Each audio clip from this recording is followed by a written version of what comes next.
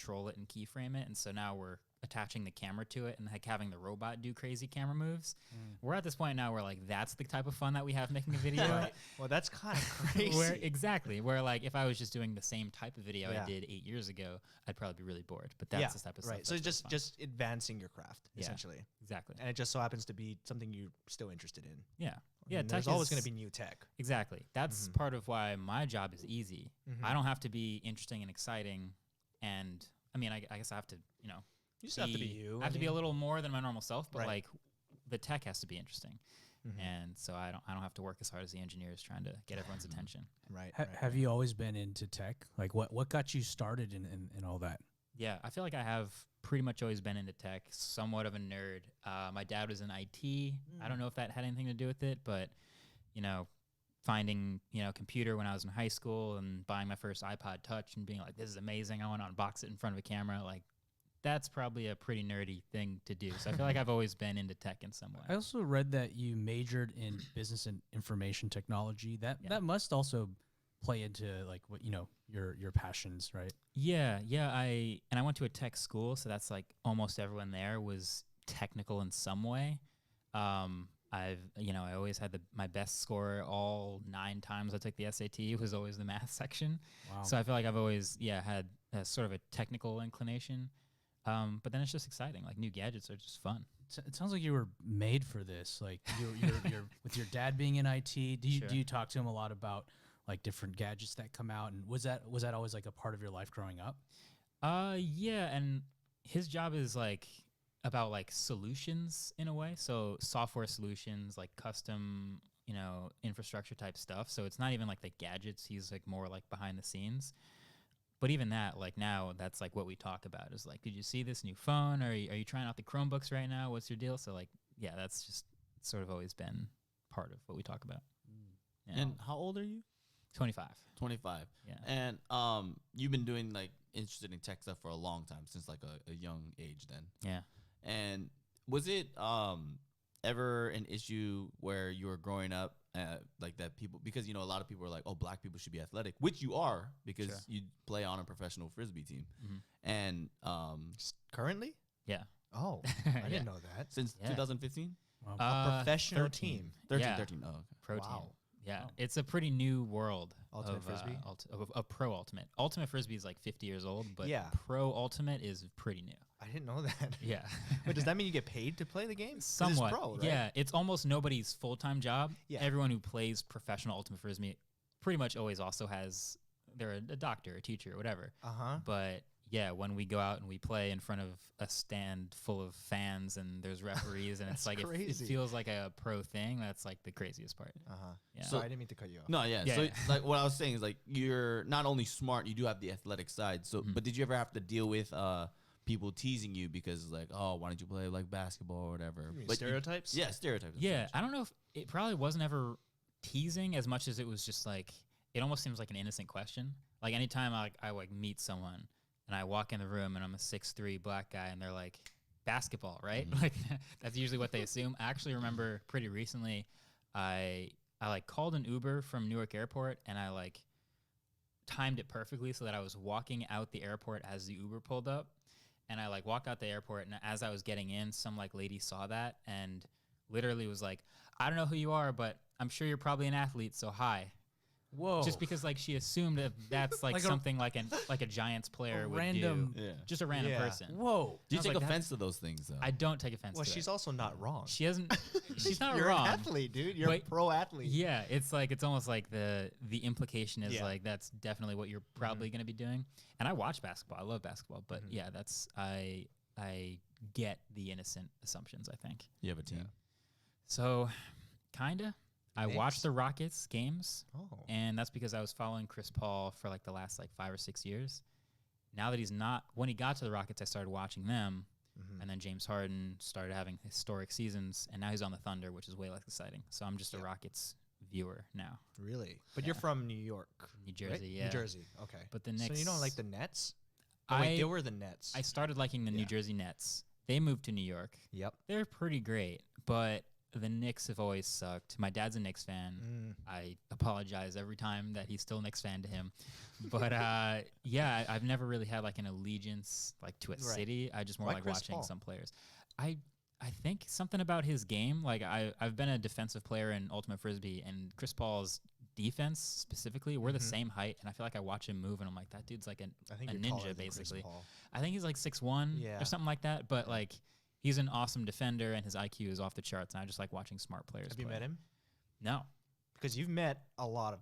I've met some people. players. Yeah, I have not met Chris Paul, but I have been to a couple of Rockets games. Mm-hmm. Yeah. Do you have a team? I have always been a Spurs fan. Spurs. So That's a good pick. Yeah. rivals, kinda. They've ended the Rocket season once or twice. Yeah, Yeah. and well, I think we have a bigger rivalry with Dallas. To be fair, Yeah. from back in the day. Anyway, we're irrelevant now. So I think you can make the playoffs this year. we'll see. We'll see, man. We'll see. But that's kind of surprising, actually, that you're a Houston fan and Yeah. Chris Paul. But speaking of people that you've met, I mean, you just a quick YouTube search, Google search, the people that you've interviewed and talked to it's kind of amazing. And I just thought we'd bring it up. I mean, Bill Gates, Elon Musk, Kobe Bryant, Neil deGrasse Tyson, Will Smith in the most recent Rewind just said, these are one of the first things he says is your name. Yeah. I mean, that's got to be kind of cool. Pretty wild. Yeah. It's always fascinating when I do like an interview or something like that to figure out like every interview has its own like circumstance of like, you know, someone's on a press tour or they're just trying to do their YouTube presence, whatever they're trying to do. Promos. Yeah. And it's always fascinating to like try to figure out what that situation is. And yeah, some of them are just like, they just wanted to be in a video. They just wanted to be on the channel. Neil deGrasse Tyson was doing, he was shooting some of his TV show called Star Talk, radio show, mainly a radio show. And they're just like, we got to get you in and They do just like some Star you Talk. and your work. Yeah, and I think obviously the audience has part to do with that, but like the tech connection, and a lot of times they want to be in this tech world and they don't know exactly how to, but obviously they've watched some videos or something that gets them interested. That's been a way to do that. Elon had no other reason. He was just like, yeah, I'll do it. He doesn't have any reason to do a press tour, but like, he's just like down to do a video. So was it a combination of you reaching out to some folks and then some of them reaching out to you? Definitely, yeah. Probably about half and half. A lot of people have their teams reach out, and it's always like their team's trying to reach out to my team, but my team's just me. So it's just me answering their email. Are you not represented by any agent or manager? Yeah, I do have an agency, and they have worked on like a couple smaller like sponsored projects, but every single one of the interviews has been through me. So yeah, it's just them emailing me like, who do we get in touch with? And I'm like, me. Oh, Just wow. me.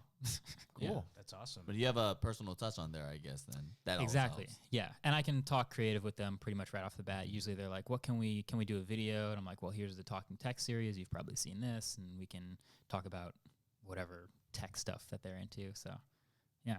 Have you had good experiences with having agents and managers in the past, being an online content creator? Yeah, my experience is pretty limited. I've only had one agency that I've worked with, and so technically one agent/manager. But other than that, it's pretty. I don't even do that much like sponsored stuff or any crazy extracurricular like outside of the video stuff.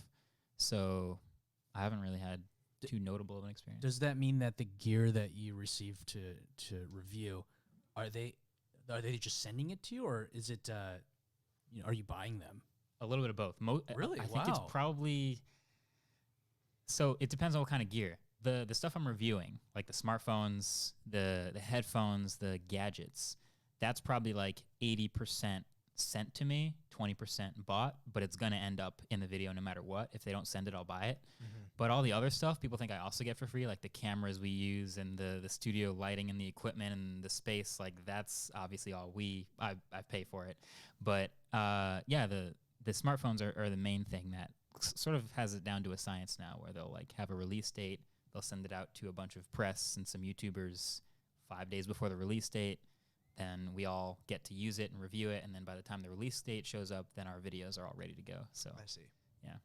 That must be a great feeling to get something before like the rest of the world does. Yeah.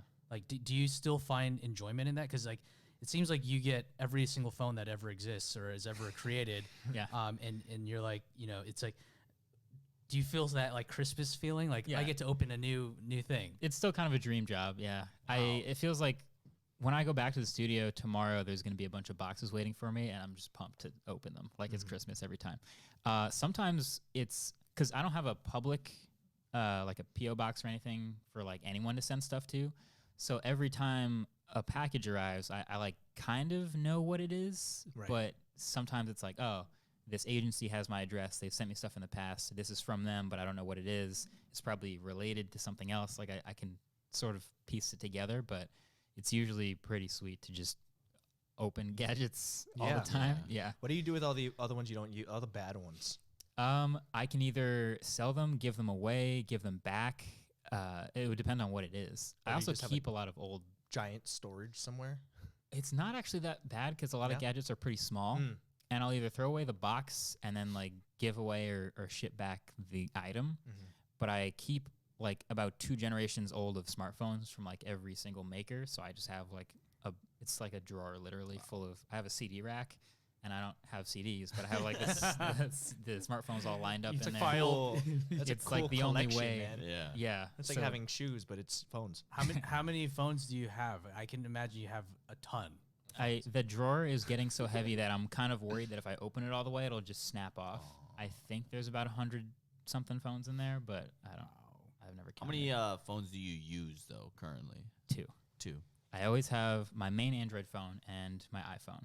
And my main phone is my main SIM card. I have 2 SIM cards too, which is kind of annoying. But my main number and then like my iPhone number, and that's what I carry. Yeah. Why do you say your Android's your main? Because if I put my SIM card in the iPhone, notoriously iMessage will just start to like take over that SIM card's messages. Okay. And ecosystem lock-in is also very real. And I've been, part of my job is to have a foot in like both ecosystems and constantly be using both. So I'll have like my main phone will be sort of rotating between phones I'm testing, which right now I have the Pixel 4. Before that, it was the OnePlus 7 Pro. I was just testing the Xiaomi Mi Note 10, and there's just a long line of phones before that. But my other phone has been the iPhone 11 Pro for a couple months. So would you, if you have to choose between Oh boy. That's what we're trying to get out of you. That's what we were trying to get out of you. Yeah. at the moment, let's just say Yeah. at the moment, the current time right now, Yeah. which one would you choose if you had to choose? If you had to only use one phone? If I had to only use one phone, I would use the OnePlus 7 Pro. Wow. And that's an Android phone that not a lot of people even have heard about. But I love the performance. It has an awesome high refresh rate screen. The camera is not that great, but a lot of the reasons people use the iPhone are great about that phone too. So I could do without like the iPhone or the Pixel if I just had to use one. But luckily, I don't have to use one, so I don't. Did you at any point love Apple more than Android? In some worlds, yes. Not even. Wait, what does that Android. mean? In some worlds? So yeah, that's a weird answer. Not in, this world. in the video editing world, I was a Premiere person for like 7 years or something, and I finally got convinced to try Final Cut Pro, and loved it. So for my computer, I've been a Mac for like 4 or 5 straight years. And not even close to switching back to a Windows desktop. I will probably be on a Mac as long as I use Final Cut. Well, I have to be on a Mac as long as I use Wow, Final that's Cut. so interesting. So many people, including us, we switched from Final Cut to Premiere. Right. What do you like so much better about Final Cut? Okay, so a lot of people switched because you were using Final Cut like probably Back in like Pro 8 or 9. I don't know. And it went through this like transition where it got like worse, like simpler, and a lot of people dropped it right Yep. around then. That's when I was on Premiere. So I saw all that dropping it happening, and I was like, I don't really care, whatever.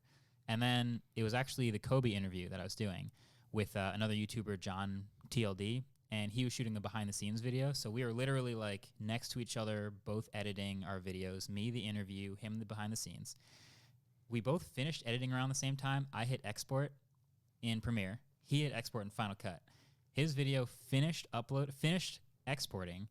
He watched it back, found a mistake, went back, fixed it, finished exporting again, Before uploaded it. I was at like 19%. We went out to dinner, came back. It was at like 70%. Wow. It eventually finished. The fans are cranking. I finally get to upload the video. But that was when I was convinced I should at least try Final Cut because this isn't hilarious. I can't edit on my laptop. You're on the same Wait, laptop, how big same was computer. this video? Yeah. Yeah. Well, the footage. So when you edit like regular ProRes 4K, it's actually it'll handle it pretty well. But I've been editing. This is a multicam RED project. So this is 3 RED RAW streams of 6K at the time that I was trying to push through a laptop, and it was just not handling it well. I traveled here with an iMac Pro because it's still really hard to edit RED RAW on a laptop. I could get away with it if I was just shooting on like my Canon or whatever, but that's been my challenge is RAW. Do you feel like it's difficult because you are known for tech? I mean, that's what you're known for. Do you feel that pressure of always having to stay at the top of your game, quality-wise? And I mean, you do have to. People look to you, right? You're the guy. So, do you feel that pressure? Like, man, I can't stoop down to a lower quality than someone else, or like this is so much more work, but I have to use the RED. Yeah, I don't look at it as pressure as much as I actually want to push the game to the next level. Right. I would love if RED made like a smaller camera with like the same color science and autofocus, and I could take that places because it would make my life easier. But when I watch back, I've tried this. I've gone to events with like just my RX 100 or a EOS R or whatever, and I edit all the footage, and I'm like, I don't like this as much. This isn't as good looking. Right. So something about my eye for it is like the main reason why I want to bring like the nice camera and deal with the extra work. Yeah. It's because you genuinely just want to do something better. Yeah. Okay. Yeah. So, do you have like a team that helps you? Because I know you answer emails yourself, but what does your team look like? Yes. So I have 3 people working with me. Andrew's my full-time assistant and sort of like a second pair of hands, but he also co-hosts the podcast and edits it. And then Vin and Brandon are the sort of cinematography extra hands, and they're super talented in their own right, but they'll do things like they're behind the camera when I'm on camera. They do set design, they do motion graphics, sound design, all that stuff. So when I do like the main edit, I can pass off clips to them. They can make that clip incredible, and we bring it back in, and we'll do like a robot shot is what we call it, bring that back in, and we sort of mix it all together, and then I'll finish the whole project. So you're still very hands-on in your process then. Definitely. Yeah. And I've sort of not struggled with that, but I've thought a lot about like, what if I just gave them the whole edit? And we've tried that actually a couple times, and every time we do that, it feels great to not have to work as much because they're editing, but I feel like the personal touch is lost. You know have what I to mean? go back in and change. It's going to take a lot of time anyway. Yeah, little things. And over time, I'm sure we could like hone that down for them to pretty much edit it exactly the way I would, but it definitely feels like I should just keep doing the main edit. And if you're not, I mean, you say you still get excited by it, so it's not like it's a chore, right? Yeah, no, I know that the edit is the most tedious part, Yeah. but it is the most personal like execution, I think. I think that's a similar situation you and Greg have to go through, right? Yeah, we still do that.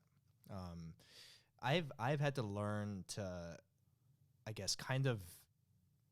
I was a lot worse. I mean, I don't know if it's called worse. I was very like, not perfectionist. I just like things a certain way. I know what you're talking about. Timing to a point something of a second, you know, like it makes a big difference to me. But I had to learn like, okay, I know it bothers me, but I know most people, if not all people, don't even realize this. And I've tested that theory, and it, for the most part, I know exactly what you're talking about. Yeah. But I had to get okay with being like, okay, this is realistically for the amount of time that we have left to post this, this is enough. Yeah. And it's a tough thing to do, and it hurts sometimes. Yeah. But I definitely know what you're talking about. Have you gone back and forth, like you edit one and like you can see how the audience reacts versus someone else who edited a video? And then For sure. Yeah. For sure. And it just became a thing of like the times that I really care about something that's exciting and new, then I won't like budge on it. Yeah. If it's something that I'm like not that proud of, that sounds bad, but it's true. I mean, The a lot of times I'm in-betweens. not proud of stuff, and then it's just like, well, this is enough. You know Well, you know I mean? what they say to do like one for you, one for them. That's like a general rule, but like you can sort of go back and forth where like some things are just, we already kind of have a basic idea of what this is going to be, and so we can easily pass that off. And then some of them are like like more passion projects or whatever you want to call it, and then you end up. I mean, I recently liked one that you did, a video you made that I didn't know you did that kind of video. It wasn't a review. It was just you. I don't remember what exactly you did. I think you just exported the same video like over and over. I thought that was so ridiculous. This is the kind of stuff I like. This, that was funny. I want to do more of that. I think you should, dude. I like that video. How did that do for you, though? It was fine, actually. Yeah. It did well. I think it's because it ended up like a fun video. Right, I think the initial performance of it was probably worse because people are all used to like new gadget, new tech, new thing. And then what happens when you download and re-upload a video 1,000 times? We're like, I don't know. I guess I'll watch that later. But once people watched it and started sharing it, people like really liked it. The only reason we did that. it was I fun. thought that was great. Yeah. So you actually did that then? Yeah. Uploaded and downloaded 1,000 times. Yeah. So YouTube has like the download button inside of it. So we uploaded this 8K beautiful like 40-second file, downloaded it, and then uploaded that, and then downloaded that and uploaded that, and we did that 1,000 times. So what was your internet bill like? Because some people have caps. I don't know if you have fiber, unlimited. Since it was such a short file, it wasn't so bad. It was more of like the tedious. All the comments are like, "Why didn't you just write a script to do it?" Which we were like, "Oh, I didn't know I could do that." I didn't know either. Yeah, it turns out there's a limit of like 100 uploads a day. And so once you get to that limit, you have to like wait 24 hours to start again. So that's at least 10 days of 100 uploads. But then some of them, it was Andrew and Vin and I all trying to do this. But like if you download a video and then upload it and then download that too fast, it was like not done processing. So you didn't get the full quality. And then if you like didn't really check them for like 50 and then you like look at it and you're like, why is this 480p? And you go back 50 and you realize you messed up. You lose those 50 towards the cap. So this is like a month project. Yeah, almost. exactly. Damn. Yeah, wow. Worth it.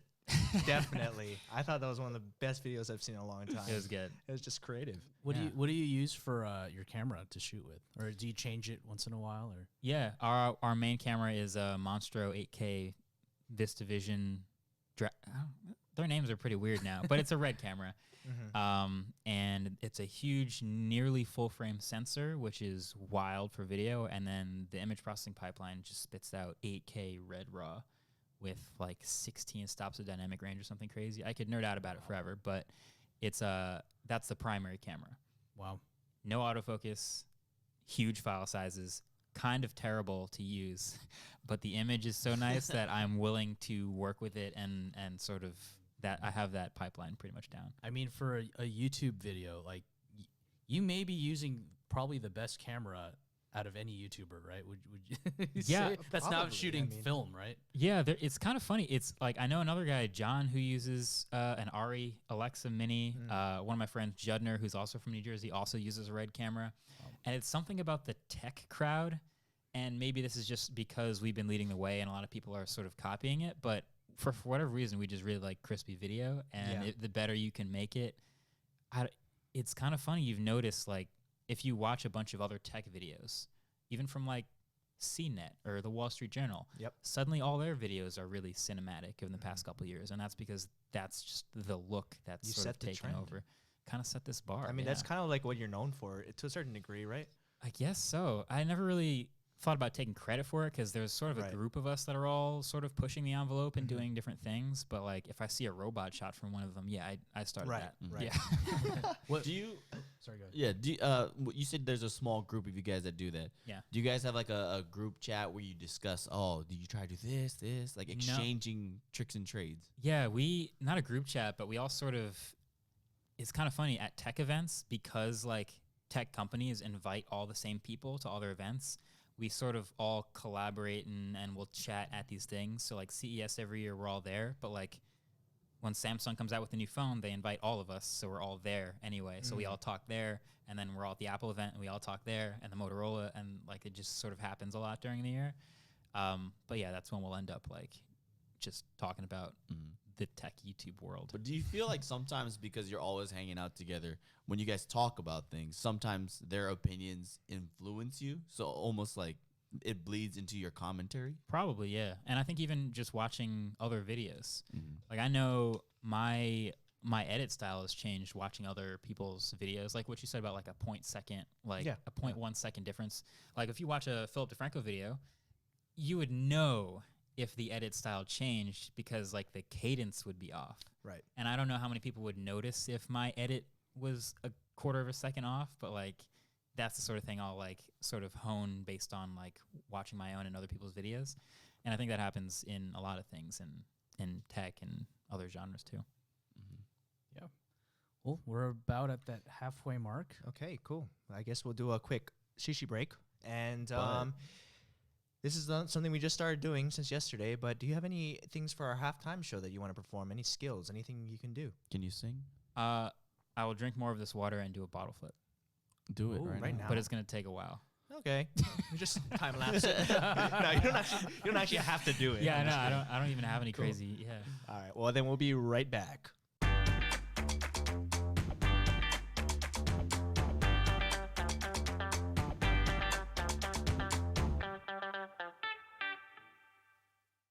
And we're back. Sweet. Awesome. So, I wanted to ask you something about this because you're definitely a tech channel. Have you seen how like the YouTube's P score recently got leaked? Kind of. I did see that. I don't think I saw myself in that, but I saw the articles about Yeah, it. and how it's like definitely pushing tech and gaming and stuff like that. Yeah. Is it explicitly pushing tech? It talks about that because that's like a great consumer. It's something Right. that you can buy a lot of. Right. Ad companies will probably purchase into that area as well. Yeah. And so I was just curious how if you felt like, oh, like this is good for us, or I feel like I've always sort of known that we're in one of the genres that's like pretty clean for YouTube. Like I know a lot of people, like the apocalypse happens, like a lot of certain genres of channels were like Yeah. really struggling to deal with it.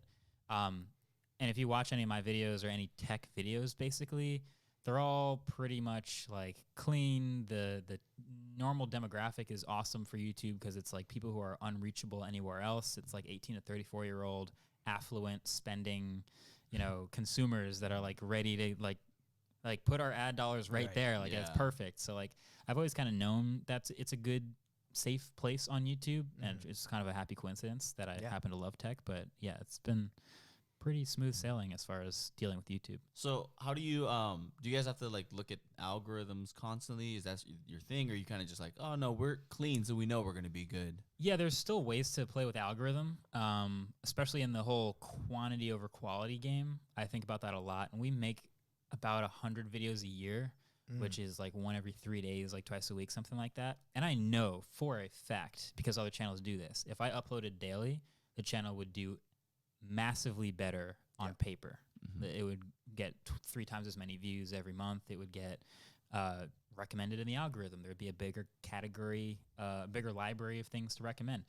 But as far as sanity, I Yeah. don't think I can like do that to myself. So yeah, we think about the algorithm a little bit, but generally, title, thumbnail, description, make a great video. Yeah.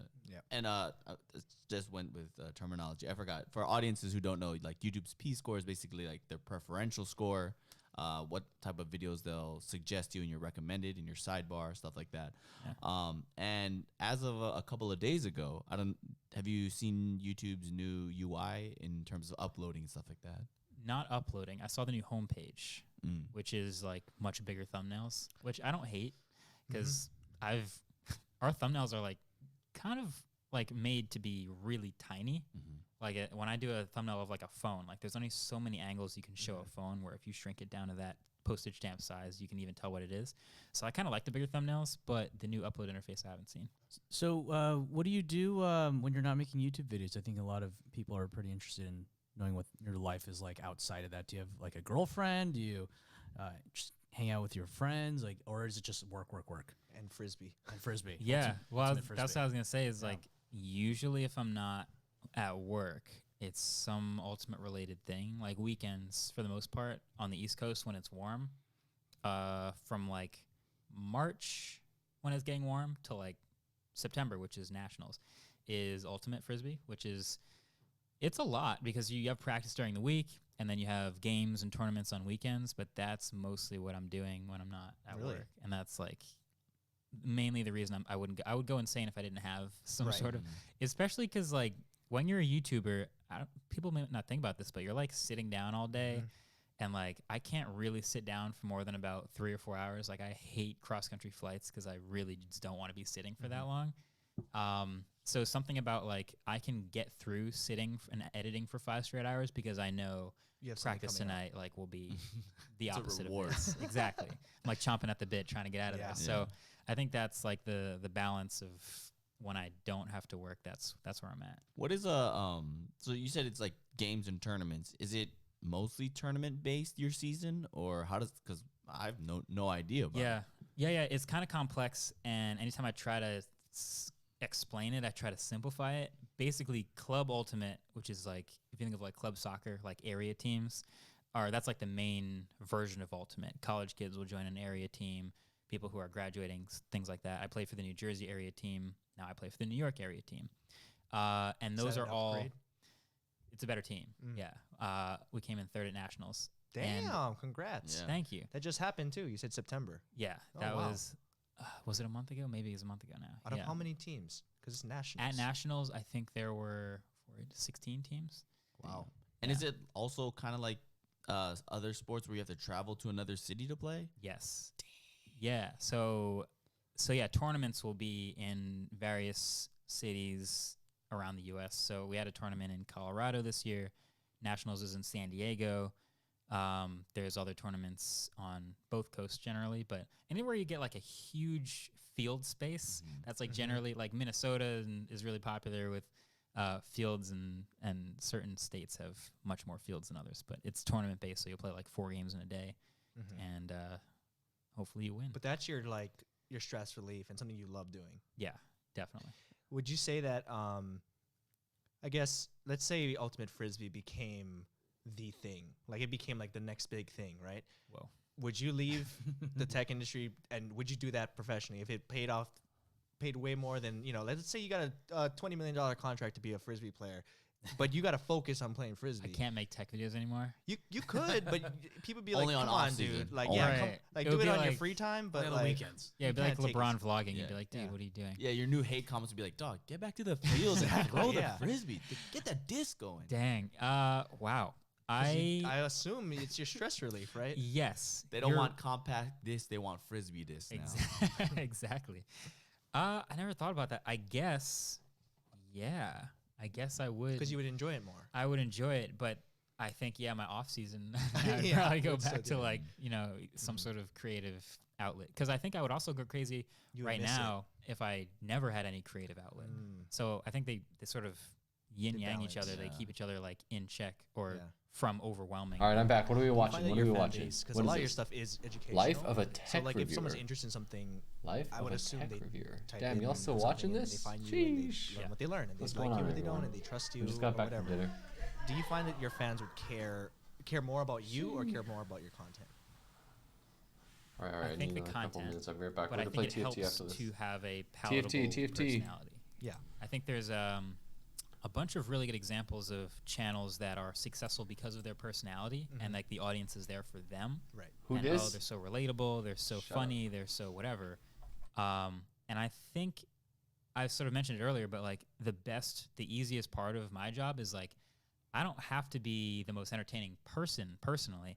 I'm like covering the tech, and that's what people care about. And hopefully my coverage of the tech is also entertaining, and that's where we push the limits of like Well, the that's why crazy you videos. have fans, because they like you doing it, not Right. just some random person every week or every 3 days doing it, right? Yeah. So- There's a million places to get tech. Don't you think? I mean, I don't know if you have or not, but don't you think? What if you did something about you playing professional frisbee? Do you think they would care about you, or do you think they would not like that? Because No, it's I like, what is this? Yeah, I think I have wanted to do that, and I struggle to find the time to really give it the time it deserves. I think. Right. Anytime we're playing, that's the problem. I'm so hyper focused on playing that I would be like annoyed that I couldn't give my attention to how it was being recorded and filmed. I'd have to honestly like take a season where I'm injured or something, so I'm Film like the team. not I'm not like like mad that I'm not playing because I couldn't Yeah. play, so I could focus on recording. But like usually the entire season, I'm like focused on like peaking physically at the right time of year and like Yeah. eating right, and like like everything I'm doing on the field is like for very purpose built. So like it's really hard to make something about that Yeah. without using other people's footage. So Yeah. If Yeah, I know what you mean. Yeah, And- I would like to do that though. And you'd have to like get people to sign like release forms and stuff. Exactly. But on the off season though, what do you do? That's true. Right now is the off season. It's a lot of just like working out, boring, staring at a wall, biking. Like it's not as exciting. We do have like some winter leagues that you can play in New Jersey, which is a lot of like weekday night stuff randomly. But I do enjoy like having random time. I took a day the other day and I just played 2K for like I think the entire day because the sun sets at like 4 o'clock, and I think from like 10 a.m. to like 4 o'clock, I just played 2K the whole day because I hadn't gotten 2K20 yet, so I had to like get in the storyline. Yeah. You So, haven't gotten it yet. Yeah, I usually get 2K every year, like right when it comes out. Same. And this year I slacked a little bit and I didn't get to it until after nationals, and so I just got into it. I got a question. I'm gonna shift modes a little bit, get a little more deep. Sure. Go ahead. So you're obviously very, very successful. You've interviewed some of the leaders of the world, right, in technology and science, and you've been all over on every publication and whatnot, and you're doing this thing that you really enjoy, right? Yeah. What's driving that? Like, what is the like? Do you have like a purpose or like a reason for doing this? I know it's very deep, but I'm curious because it's obvious that a lot of people are super drawn to your personality, right? Even though it may be something that's you're just reviewing products, right? Something technology, basically. Sorry, I just stuttered there. But it seems like you had a really good upbringing, and you seem like a very likable person. And I'm just wondering, like, what is driving you to, like, what's your end goal? Like, what are you trying to accomplish? Just, I know it's not you're not just trying to review products. Like, there must be something there. I think the way it all started was I wanted to make videos that I would want to watch. So it sort of it was like created from I wanted to create something that I wanted to exist in the world.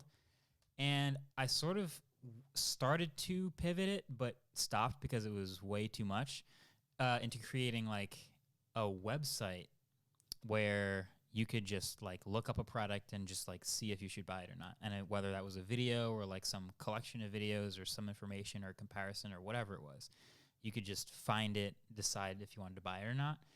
And I think like the videos that I make are like kind of the next best thing. It's like I think of a product, I wonder if it's any good. I'm just curious about it generally, or some topic.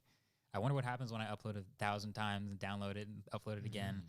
And I'll just go search it up, find it, and boom, appears the best possible comprehensive video about what I wanted to see. That's just kind of basically what it's based around. I guess it's nothing too deep as far as like, what is my purpose? What do I want to do with this time? I feel like it's mainly just creating what I want to exist and making it better as we go. It seems like you're on a quest. The way I see it, at least from this explanation, is I love it. I see it as a quest to create the best library of reviews for any particular phone or Or gadgets, yeah. gadgets, Yeah, it kind of has ended up being that. And I think the like branching out into other types of videos is the more fun part that I want to do more. And so maybe it's less of a catalog of products and more of a catalog of entertainment. But tech happens to be the common thread that goes through it. We're doing a retro tech series that starts premiering in December, where it's like obviously no one's buying these products anymore. They're all going to be 20, 30, 40-year-old iconic pieces of tech. But it's like the experience of diving back into what made them iconic. It's just sort of entertainment instead of like product-based stuff. Yeah. So yeah, it's just a lesson in history. Yeah, exactly. Yeah. And still tech related, so people aren't they'll give you the pass. It's like, oh, it's not your usual stuff, but it's still Exactly. related. Yeah, common thread. Right. Yeah. So we do have some questions from fans here. Oh, boy. Many questions. Okay. I got a question first. Okay. Before that, I love it. because like you said, I like what you said. Palatable personality. Sure. What is the weirdest fan interaction you've had though? Weirdest fan interaction. Because I'm sure you're so likable that they just come up and they're like, "I know you. I'm gonna just dive right into it." You're right that like when people come up to me, it's a parasocial relationship. Everyone knows everything already about you, and you don't really know them. So it's kind of one-sided at first. But on one hand, that actually does produce a lot of like fun, like interactions. On my way here, as I was getting into the Uber, a lady walking by didn't even like do anything. She just walked by and went, "I really like your YouTube videos," and then just kept walking. And I was like, "Oh, that was nice. I enjoyed that." He created his own sound effect. But yeah, the weirdest fan interactions. I'm trying to think of like. Because I'm sure you have to be at a lot of conventions, stuff like that. Yeah. Well, here's the thing about the tech audience is a lot of nerds like me don't go out too much or whatever. So like when we get to like a tech convention, imagine filling a hall with all these people who like are used to being like just on the computer, and now they're just sort of checking out tech. So it's sort of like everyone that comes up to me will have like a different way of trying to explain that they know who I am, but it's usually pretty awkward. It'll be either like, "Oh, my daughter knows who you are, YouTube, right?" Or they'll like say, pretend they don't know you. I like the everyone says the acronym wrong. I was walking through the airport and someone said MKBD or something, like they just said the wrong letters, and I was like, "Yeah, that's me." Not really. But yeah, everyone's got a different way, I noticed, of like just saying. So nothing too crazy. Nothing. Yeah, nothing like no crazy. I don't want to like jinx it, but nothing like stalkerish or any wild stuff. It's because like your that. audience is a little more mature. Yeah. Yeah, they're all at home. Yeah. Yeah. And nerdy, Smart. he said. Probably smart. All right, so we have a question here from 3Nipper3. Do you ever want to produce or create your own tech?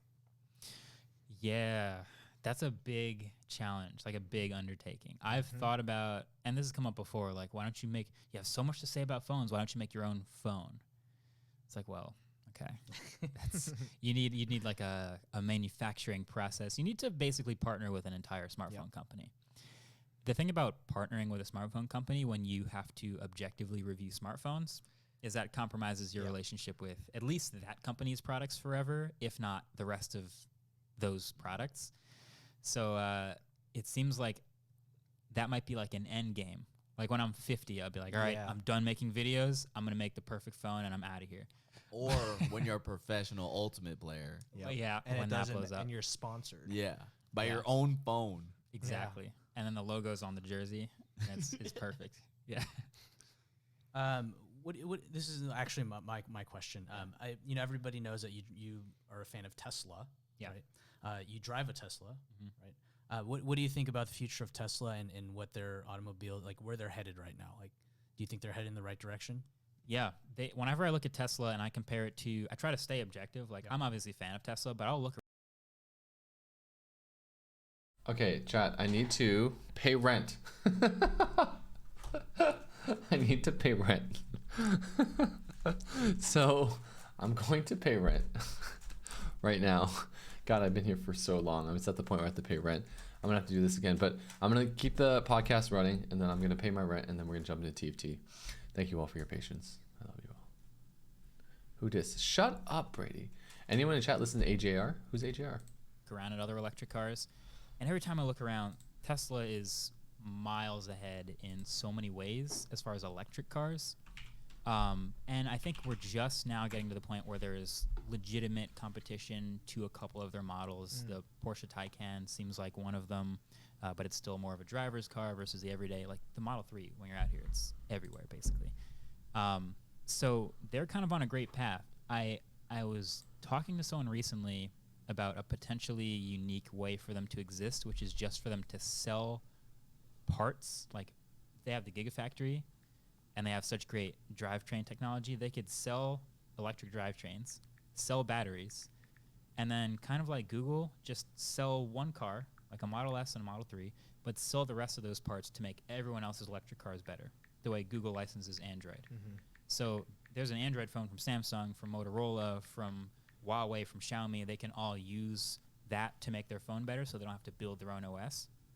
Because right now, Ford doesn't really make great electric drivetrain. Toyota doesn't, they have a hybrid, but they don't make their own great electric drivetrain. So if they just partnered up with Tesla and used the supercharger network, they'd already have a much better car. So I was thinking about it in that unique way recently, and I think that could be pretty cool. But as of right now, I just want the Roadster.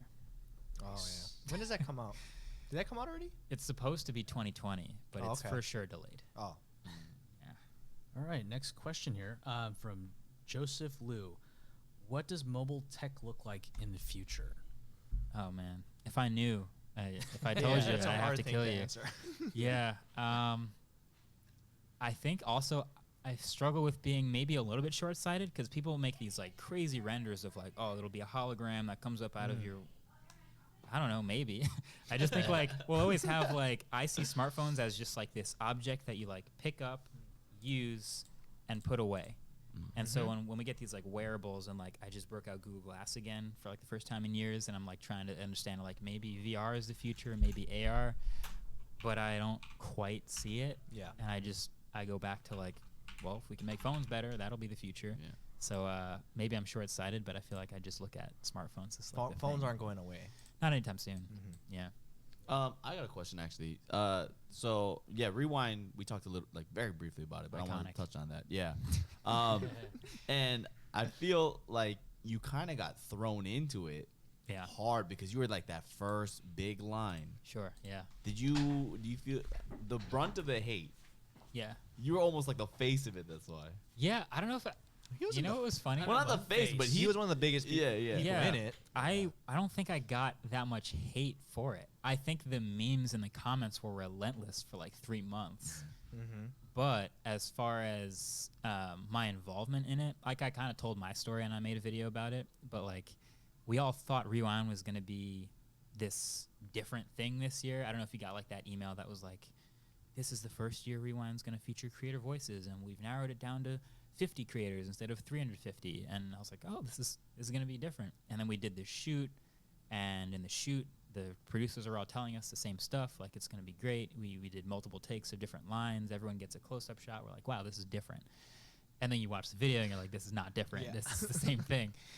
So yeah, it was like I don't feel like I got thrown into it as much as I just I, along with everyone else involved, didn't have any control over the final product, and it just kind of happened. Hopefully this year's better. if even do a Rewind this year. I'm sure they will. I think they're doing something. Yeah. So there's another question here from Hot Shore Harnk. Sorry. Sorry. Your reviews are now quoted by the biggest companies in the world. Has that kind of pressure changed how you approach reviews in any way? And it's I mean, I would think that, when you're making these reviews, some of the biggest publications may also quote you, right? Sure. I mean, do you feel that pressure, or is it just don't think about that at all? At most, I think maybe it might might tempt me to use more quotable language. But as far as like how I actually talk about the product, I don't think it changes anything at all. I think even since like the beginning days 8-9 years ago, I got to tell it like it is. Like if a product's bad, I'm going to tell you exactly why it's bad. But the good thing about that is a company who makes that product, when you put out a review and say something's bad, like let's say the battery life or the camera, whatever, it's bad. The fact that I'm telling the truth about it helps them to either improve it, they can do a software update, or to make a better one the next time. And if no one told them it was bad, they kind of wouldn't know. Like they put out a product the best they can and hope for the best, and turns out the battery's bad, no one wants it. Good to know, make the next one bigger battery. But if they don't get this useful, valuable feedback about why something's bad, it won't help the consumer.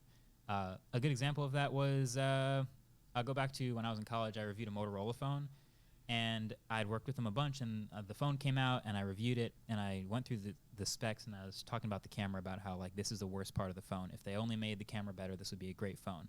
And I showed all these example photos, and they reached out, and I sent them a bunch of sample images. I was pointing at circling stuff in the videos, like here's where the color fringing hurts, here's where dynamic range would have been better. And there was software update like within weeks, specifically addressing what I had asked about. And sure enough, like months later, people are talking about, wow, this phone's camera's gotten better. That's pretty good for them. So and I'm sure the next phone had a better camera too. So thanks to you, I think we all win when reviewers do their job. Yeah, that's awesome. Yeah. So this is my personal question. What was the most exciting review that you ever made?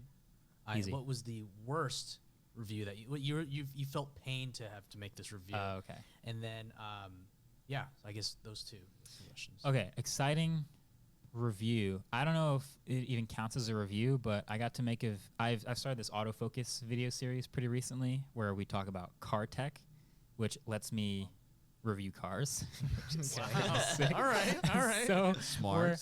we're like 5-6 episodes in, but I've already I was given a McLaren 720S for a week, and Nice. like easy. We shot it in like December, and it was impossibly cold. Like every time we had to lean out a car window to get a shot, it was like the camera would start to like freeze up, and we'd have to take it back in. Like it was really hard to shoot, but that was the most exciting product I think I've ever had. Damn, you're upgrading, man. Yeah. Like pretty soon they're like, hey, here's our new car. Yeah. Go Here's and the test it out. Roadster. Well, Just that's bigger already boxes. it's already a thing. There is already there's automotive journalists who kind of do this already. They regularly receive cars to review, and Right. they have like press cars that like go around the country. When I did the Tesla video, that was a press car. They don't do it very often, but McLaren, Toyota, whoever, they have a fleet of cars that they will give to press for a couple days and take back. So it's already a market that you can get into if you want. I just had never done car videos, and I don't know a lot about cars, but as soon as I got my car, I was like, oh, I love cars. So I kind of started to get into that. But yeah, that was pretty exciting. Most painful. Yeah. So the one that comes to mind was last year. I reviewed the Red Hydrogen. And I don't know if you heard about this. Red makes great cameras, and they've been in Hollywood. They have the best color science. I love my Red cameras. So Red, or last year, about 2 years ago, started hyping that they're going to make a smartphone. I was like, oh, Red's going to make a smartphone. Okay, it's going to have like the best camera in any phone, right? This is right around the time when smartphone cameras are getting really good. Red's going to get in the game. They're going to change the game. All right, I'm ready. I'm ready for the Red smartphone. They were taking a while to make it. There was all this hype building up, and you could kind of tell that this was Red not knowing how to make a phone, really. Like every time I'd ask them for an update about it, they'd be like, oh, we're doing carrier certification, so it's delayed a little bit, but it's going to be great. Don't worry. I was like, I'm ready. Anytime. I'm ready. And I made a video actually where they gave me a world exclusive first look at like one of their first prototypes, so people got what the design would look like. And so everyone's ready for the phone, super excited for it. It finally comes out. And when it comes out, first of all, the parts are so old because they had been working on it for 2 straight years. It had like a 2-year-old CPU. The camera was an off-the-shelf Sony sensor with really not great photo quality. Didn't do high-quality video, which it's made by Red. Right. Of all things that should be good. Exactly. It had a really big battery, but like it was a thick phone. Like it had one of the worst screens of any phone, where they were claiming it could do like 3D really well, but if you turn the 3D mode off, the actual display was like not nice. So all these things flopped, fell hard on their faces, and so my review of the phone was like, I wanted this to be good so bad, but it won my I do the smartphone awards at the end of every year. It won my worst phone of the year award. Wow. I get a little toilet bowl trophy. What did they say? They did not ask for their trophy. Some of the other companies asked for them. They did not want theirs. Wow. Yeah. I mean, I guess that goes to show you're honest, you know? Like, I mean, Sure, you love yeah. the brand, but you had to be honest. So. Exactly. And I went on and bought one of their cameras last week. So Okay. that's just It's a love-hate relationship. exactly. Cool. Well, that's pretty much up Yeah. to our time. Is there anything we didn't ask? Good. Yeah. Awesome, man. Anything you want to plug right now? Check out my YouTube channel, YouTube channel. youtube.com/mkbhd. That's pretty much. All right. And with that, the podcast is a wrap. Hope you guys enjoyed it. Did you guys watch a couple of cool podcasts? Wait, what else did we watch here? We And watched the laws now are catching Why up. Bitcoin. Oh my God. Wow. We watched Michelle Phan. I And hate we rape. all watched this. Damn, we went through 3 podcasts. God damn. Guys, I'm back. I am back. My dinner was amazing. It was absolutely incredible. I had dinner with, oh my God. I actually think I need to go for a run every night. I need to just run down the stairs. Welcome back, Edison. Hi, Alchemist. What'd you eat? We had it's a really insane restaurant in Los Angeles called Yamashiro. It's actually the most gorgeous view I've ever seen in my life. Oh my God. And we had some really insane food. I've been eating just like meal prep food every day. Rocky time. Hey, thank you so much for the primer, Rocky. Let's go. Thank you, Rocky. I do appreciate the support. But we had some insane food. And I was worried about, I was so excited seeing so much grass. I was running up and down the stairs and the pathway because I need to get cardio in. On our way down, I stopped. Actually, I shouldn't say this because it would leak stuff. But anyways, so I was running back and forth. And I was trying to get cardio in. And now, like, I can feel my circulation returning into my body, chat. I can feel circulation returning to my body. Like, my feet, my toes were all cold. They were all cold. And you think Twitch comments is more active than Discord? What are you talking about? Bow or belt? Bow or belt? Bow or belt? No one wants bow anymore. I'll take the bow. I'll take that, yeah. Yeah. But I can feel the circulation returning to my body, chat. Because earlier today, my feet were like kind of cold, like more cold than normal. This is the most I've sat down and not done anything in like years. Normally I'm a very active person. So it was a little scary that I had such weird like cold feeling in my feet. So today I was running up and down, trying to like get cardio in, and now my feet feel like nice and warm and fuzzy. Anyways, back to TFT. Dude, Yamashiro, are you seeing it now? It's insane. The food was insane. I'm mind boggled at how good it was. Holy shit. It's crazy. It's actually so good. Anyways, so back to TFT. We're trying to hit some masters tonight. And group of fellow Bush Nation citizens, and I drew a picture of you kissing Sekuno. What? Saddle up, y'all. We got a showdown on our hands. That's a hot moment from me, dog. Now we shall gluttonize. Check general chat. I'm not checking general chat. Never a dull day. I'm not checking general chat. It's not gonna happen. No. The heavens strike swift. Huh? That's a huh moment for me, dog. Huh?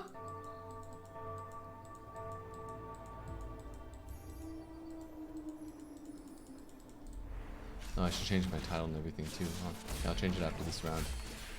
What did I get? RFC or Scizorot? Weird. I could go Kane. Kane RFC is pretty...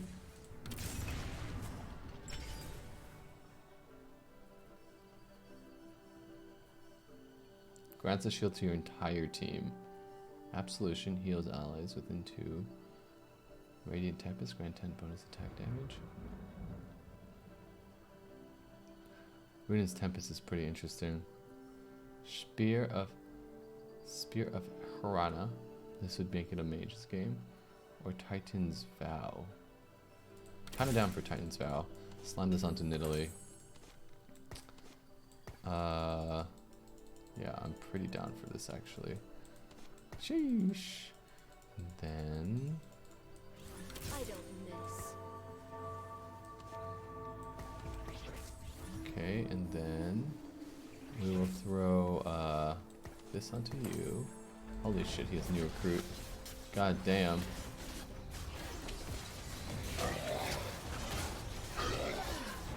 Kill this Kane.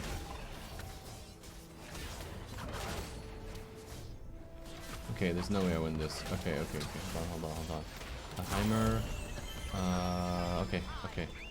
Alright. I get Radiant Relics. Radiant Relics is so cool. It's so cool.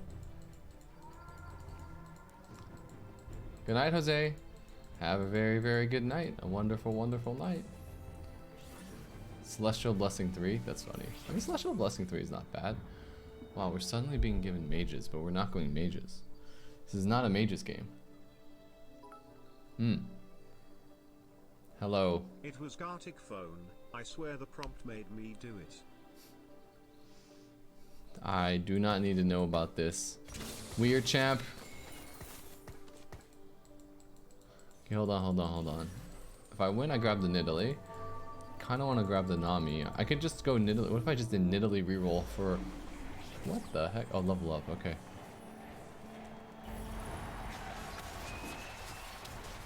Okay, okay. Hi, Phoenix. Saw that you have... I just want to say that you have been my go-to watch streamer lately. Great content. Hope you grow every day continuously. Thank you so much, Phoenix. That is really, really nice of you, Phoenix. I'm glad that I can be some source of entertainment. I need to change my title and stuff, chat. TFD Masters tonight? Boom. Alright, Masters tonight? Question mark? Wow. Let's have some fun. Is it time? Time to... This guy already has Cannoneer Rebel Cannoneers. Wow. What is this? What a start. What a weird, weird start. Hi Edison, I kept some viewers entertained while you were gone. By playing Gartic Phone? Is that what you guys did? Oh my god, what the heck? How does this Yone already... Oh my, that's a stacked Yone. Dude, prismatic lobbies are insane. What? He has a 2-star Yone already? That's crazy. Oh my god, he's just using that to win streak at this point. I don't know if I can level... I want to level up. I want to pre-level. Can I sell something to pre-level? I don't think I can, because Jade is a possibility, Cannoneer is a possibility right now. I really want Rage Blade. So I want this rod. Please let me have the rod. Please let me have the rod. Thank you. Oh, yes. Okay. Huge, huge. It's Aspinator says, Edison! In all caps. Why are you typing my name in all caps? Hello. Aspinator, hi. Slap this on you. I think that we level and then throw in another Cannoneer. That is the goal. Hello! Hello. Hi. Hi to you. I think that I will level and then throw in Cannoneer. Maybe throw in Namzi. Okay, this is kind of a start. This is weird. I could grab Nidalee. I could also, can I make Eco? 6, 7.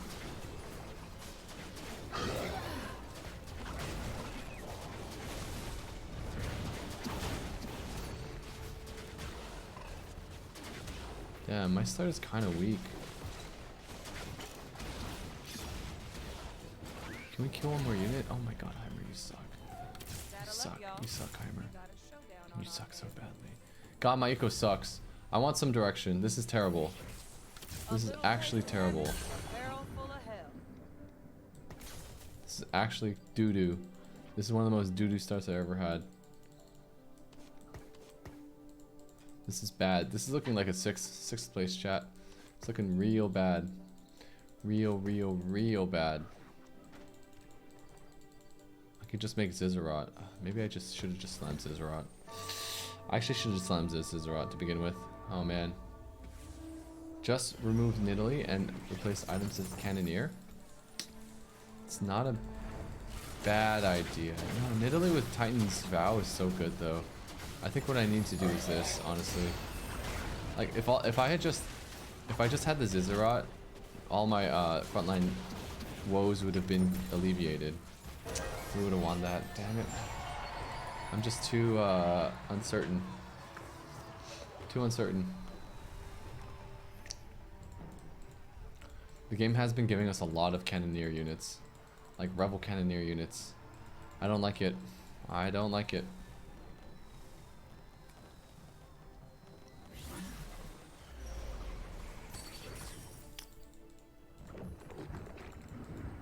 Also, Senna with Titan's Vow is just not good. Just bad. It's kind of just trash. But I think now is the time to sell. Who's the person with the Cannoneers? There's 3 people in this lobby with cannoneers. It's ugly. It's so ugly.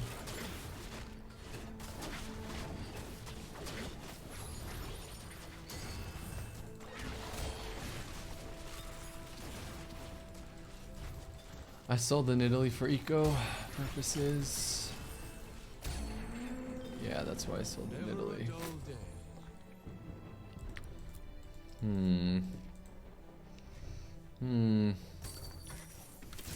Wow, we really have Rebel Cannoneer items and units. Oh my god, we have Rebel Cannoneer pieces. Holy. This will go on Siphon when we eventually find him. Yeah, it's a Siphon carry game. I think that I maybe just put this on.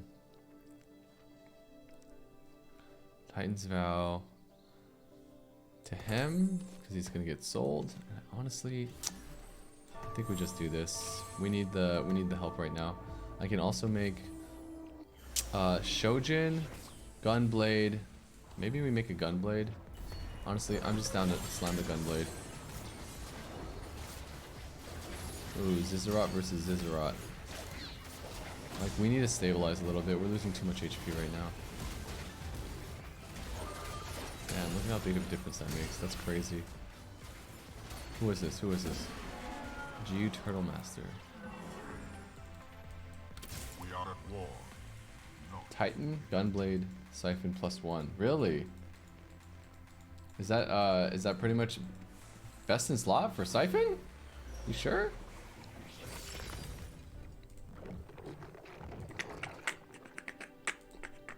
We don't have any anti-heal, so I'll take weak spot. It's a great silver augment. Honestly, in my opinion, one of the best.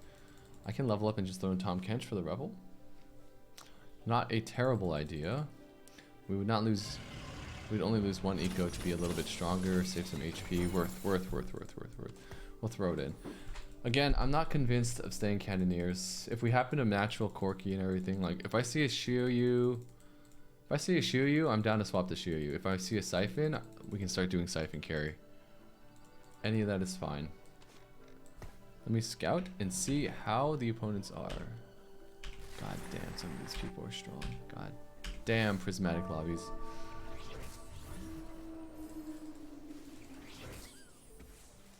Oh no, Shana.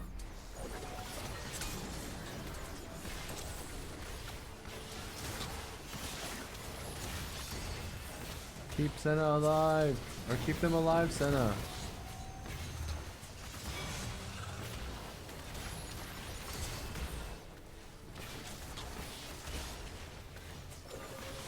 Damn, this person's strong too. How is he level 7 already? Oh, he has level up, no wonder. No wonder. Dude, this is looking bad, chat. How do we salvage this into a 4th place? How do we get 4th place off of this? It's not looking good. Namzi only has 640 HP? Oh no.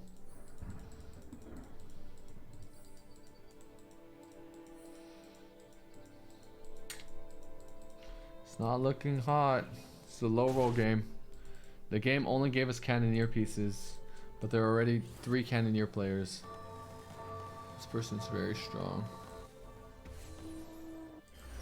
Oh no, this is the strongest person out there. Oh, Jeebus, scary.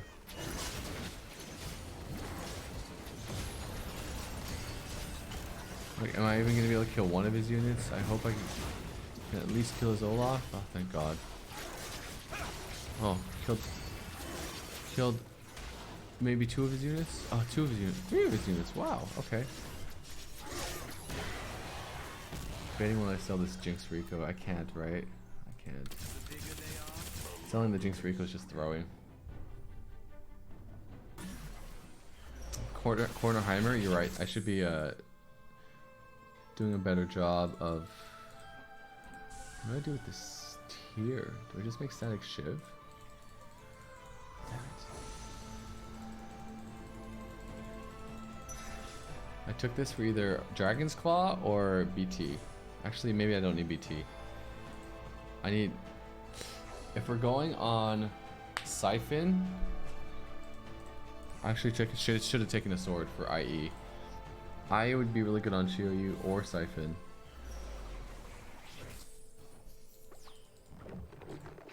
Keep growing, Namzi. Keep growing.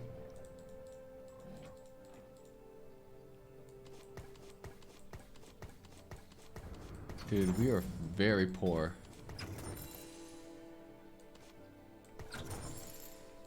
It's crazy how poor we are.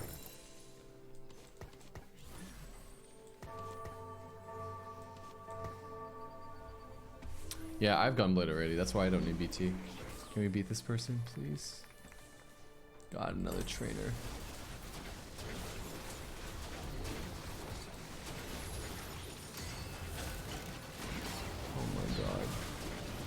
Oh my god, the Namzis.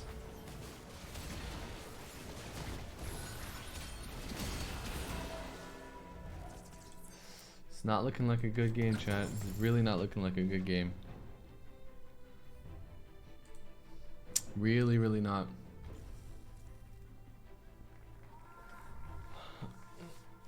It's not getting good pieces.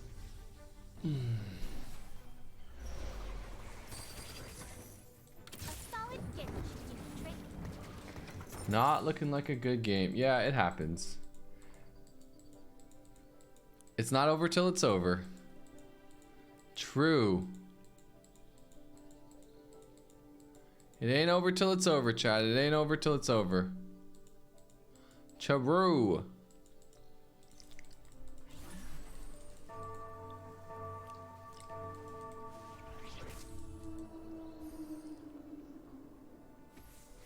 This person's level 6. The 1-star volley.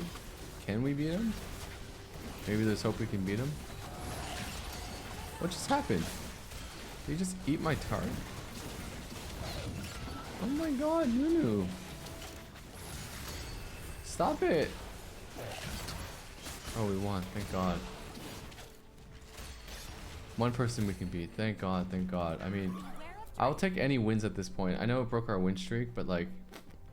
or our loss streak, but at this point in the game, I would rather just... oh my god, shoot. But so many cannoneers. Holy shit.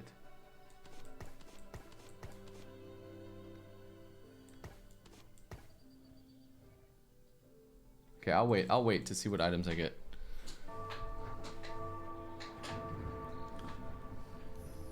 Does anyone have Shiryu yet? I think I'm the only one which... oh, there's another Shiryu. It's fine, it's fine. Let's see. Can we get Shiryu items off of this? Dragon's Claw, great, great. What is this? A spatula? I don't want that crap.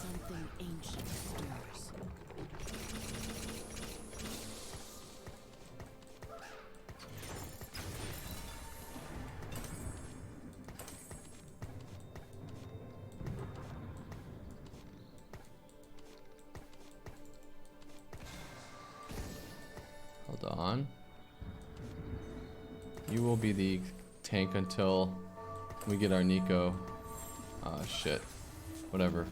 It's ugly. It's really, really ugly. Where's my Nivea? Okay, Nivea's gonna have to go in next round as well with the Gunblade. Okay. Alright, alright. Wait, this person already has Shyvana? Huh? He just burned my entire team. Holy shit. Holy shit, Shyvana and Zoe? What? What is this person's luck? Who is this? God damn. They are strong. I need a roll just to survive. What do we have? Eternal Protection? I mean, honestly, we'll just take this. Another Shiryu. We're rolling for another Shiryu. We're just grabbing the... okay, hold up, hold up. You are going in over here. You're getting sold. You're getting sold. Honestly, we need a roll for... oh, damn it. Now I get these. This goes in here. I need a roll for...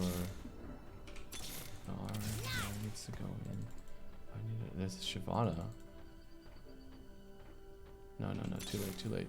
Can't get distracted. Can't get distracted. Don't worry. I am can get 6 Jade in here. We'll throw this out. Damn it. Throw this out. Hold on, hold on. Hold on. Hold on. Okay. This will... we'll just stick these onto you for now. Okay, and then so we have 6 Jade in here. The Namzi. Sell this. We're gonna eco. I need to go all in next round. God damn, this person's strong as well. What the hell? This is the other Shiryu player. Come on, Nivea, kill these units, please. What the hell? Everyone's so strong in this lobby. It's a people pivot angle. Oh my god, this is looking bad, chat. I need to just roll. I roll all the way down. I know, I'm rolling it down for a Nico and a Shiryu. I was just trying to pivot everything. Nico, thank god. Thank god, thank god, thank god. Come on, Shiryu. I'm just rolling. I need to go through. I need some strength.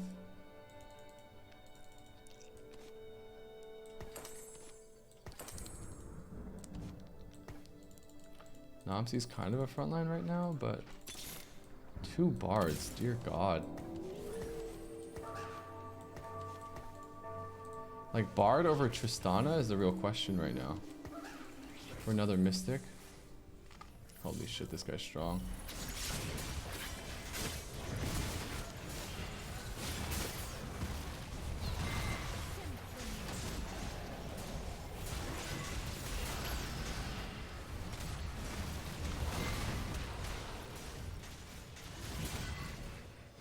Okay, we won somehow. Somehow we won. Holy shit, we barely won. I need probably IE or BT on... Damn, we got 2 bards. 2 bards. Yeah. Bards over Triss. I can't hold on to 2 bards, it's true. It's too... Yeah, it's too much.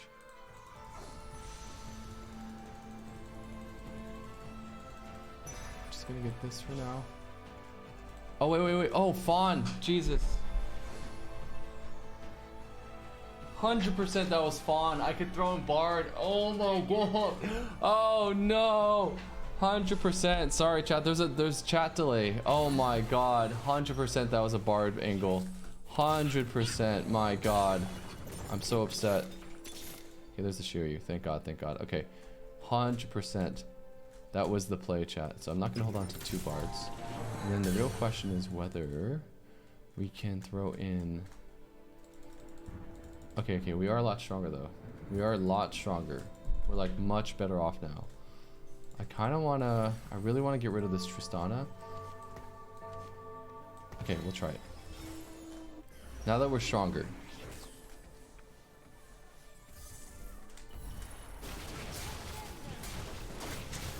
Yeah, Tristana's not in this final comp. She's just straight up not.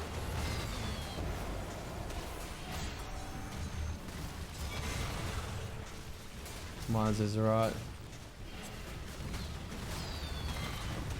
Right now, the problem is that our Shiryu has no heal is the problem.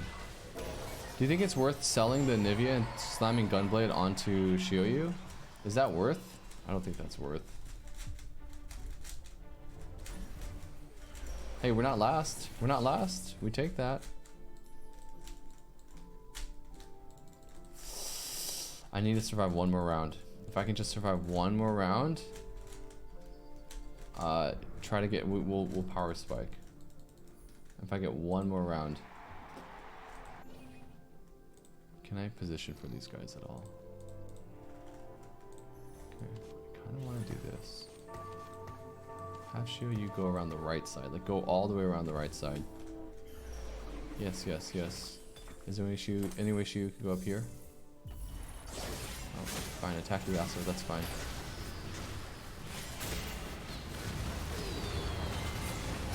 Wait, Edge of Night, dude, holy.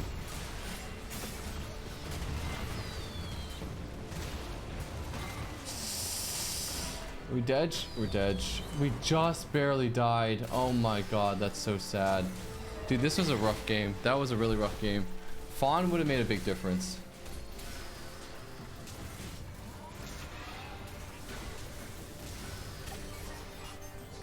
That was a very rough game, chat. Oh, it was such a low roll game. I should have gotten Force of Nature at the end there. I think the only mistake I made was not getting Force of Nature. But other than that, it was a pretty low roll game. We just weren't getting units. I guess that's the frustrating part about TFT. We just were not getting good units. You think 2-2 leveling? You don't think I should have leveled there? What, you think I should have made eco instead?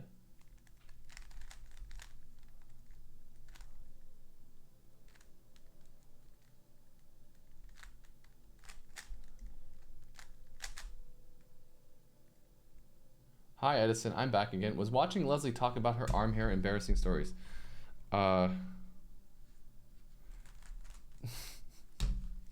Elements.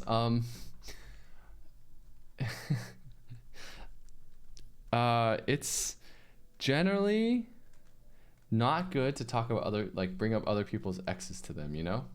So, like, you know, like, if you broke up with someone, it's rough.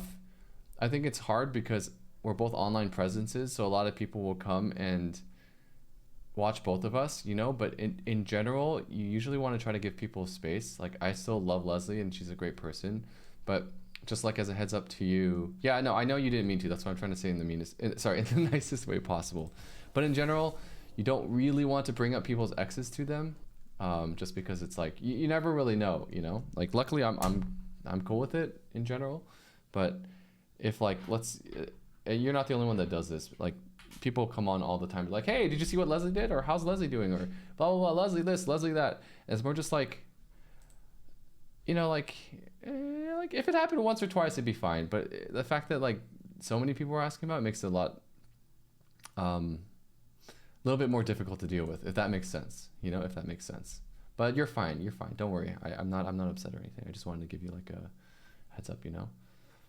You were off interval plus leveling plus couldn't 5 loss streak. Oh, I see what you're saying. So you're saying it's better if I had just gone straight for the loss streak. I'm not a fan of loss streaking though. I don't know. I'm not sure what happened that game. I definitely could have gone for the fawn at the end though. That would have been huge. That would have been huge. Huge.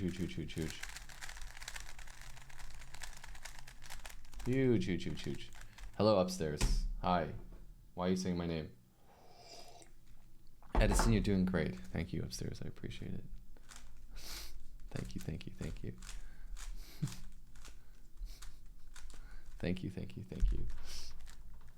The gun I want in Valor finally popped up in my shop, but I'm broke. But this is your one chance to buy it. You gotta buy it now, right? You gotta buy it now. This is your only chance.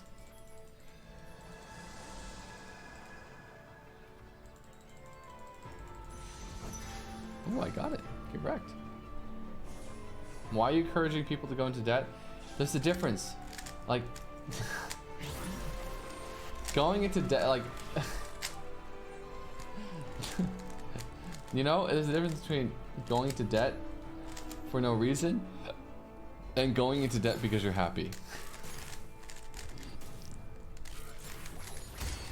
Edison, when are we doing paid marbles and what are the stakes? I just don't know what the I want to come up with something creative for paid marbles. I just want to come up with something creative, you know? I feel like doing the same thing, like making a command is kind of just like the same thing over and over and over. Your bro spent over 4,000 on Genshin. Wow.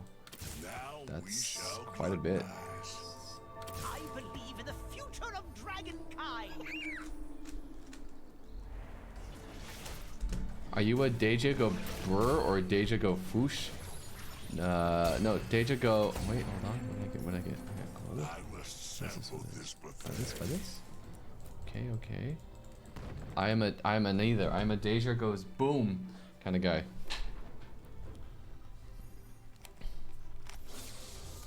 Wow, are we getting cannoneer pieces again? Let's have some fun. Well, either way, I'll start training Namzi. We're just gonna start training Namzi. That's it. I should take this Tom Kench. Kind of want to take the Jade as well.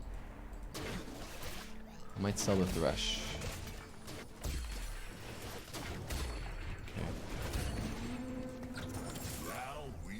Okay. Okay. So we got 2 jade pieces, 2 astral pieces. These all kind of suck, but we'll take thrill. Wow, we have more cannoneers. We once again have cannoneer. As much as I don't want to go to cannoneer, if the game is forcing us cannoneer, if it's shoving cannoneer down our throats, then cannoneer we go. So we do this. We do something like this. And then I'm thinking static shiv. We do this. And static shiv. Okay. Something like this. And we'll put Namzi on the side. Oh no, over here. Okay, okay. I think we do this. What's Mirage? Good question. Duelist dexterity. Ah, we should crush this. This should be easy. They also have thrill.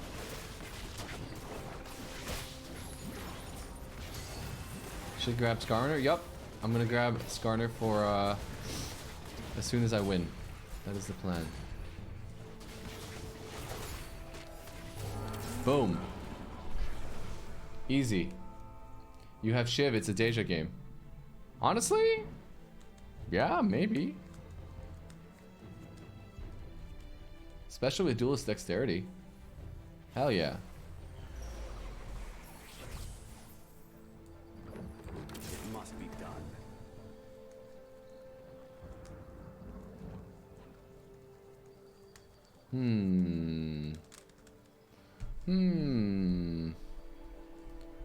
We do kind of have mages. I'm gonna hold on to these. Because we could pivot to mages. That's also possible. I'm gonna hold on to the mages as long as it doesn't sacrifice any kind of eco. So let's see, if I sold everything, 1, 2, 3, 4, 5, 6, 7, 8. I could sell everything on my bench and I don't have enough money to eco.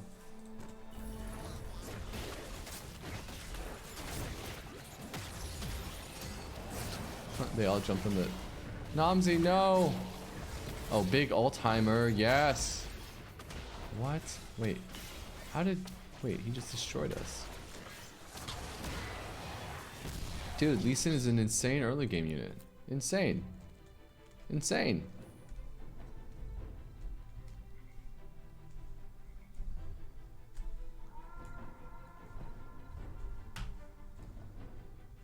Insane, insane early game.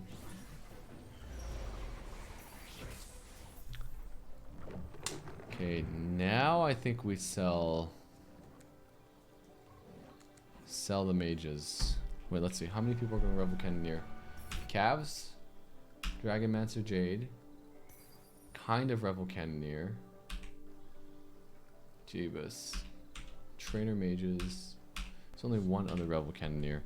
Man, why does this game keep giving me Rebel Cannoneers? I really don't want to go Rebel Cannoneers. I actually don't like the build. But if the game is going to shove it down my throat, then I'll buy it. Or I'll play it. Wait, we might win this. Namzi's gonna get a big ult. Yes! Namzi hit their entire team with that ult. Huge! Wait, we're still gonna lose though.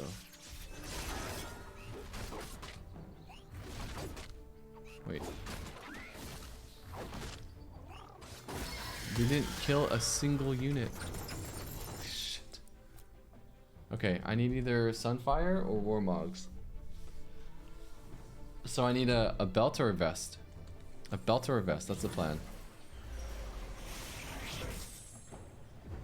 Whichever one is the highest cost that we can get. I'm gonna take this. Shyvana. Give me the Shyvana.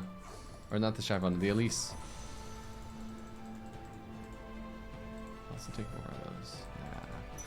We'll take this Sunfire. Sunfire's great. Maybe this will make us strong enough to start win streaking. Win streaking, win streaking. Oh, our food comet's so hard right now, chat. Oh my god. Another Triss. Another Triss. Let's have some fun.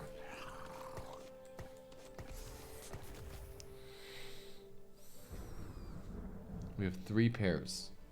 We are sitting on 3 pairs, chat. If we could pair any of these guys up, oh, we'd be really strong. Maybe next round we pair all of them up. What did I eat? I had Yamashiro in LA. Really insane food. Holy shit. Okay, level 4. We should win this. Oh, he's ecoing. Hard ecoing. We should definitely win this.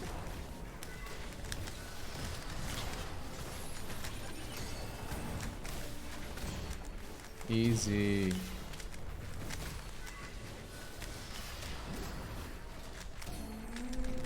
Easy.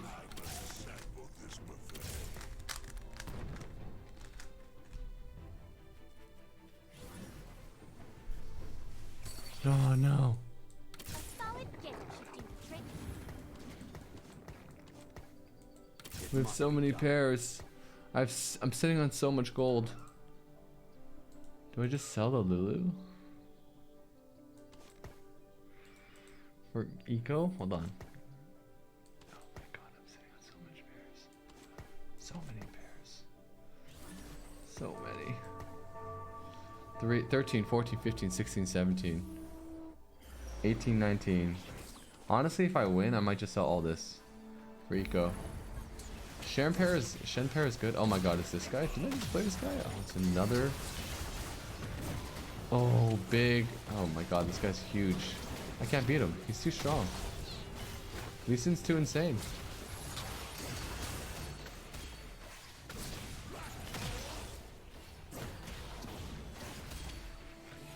Wait. Wait. Wait, unless? Oh my god! We won! How do we win? Static shift? Do you know the Lulu trick? No, what's the Lulu trick, Rocky Time? Oh, thrill diff. Oh, wow. You're right. What's the Lulu trick? I would love to know.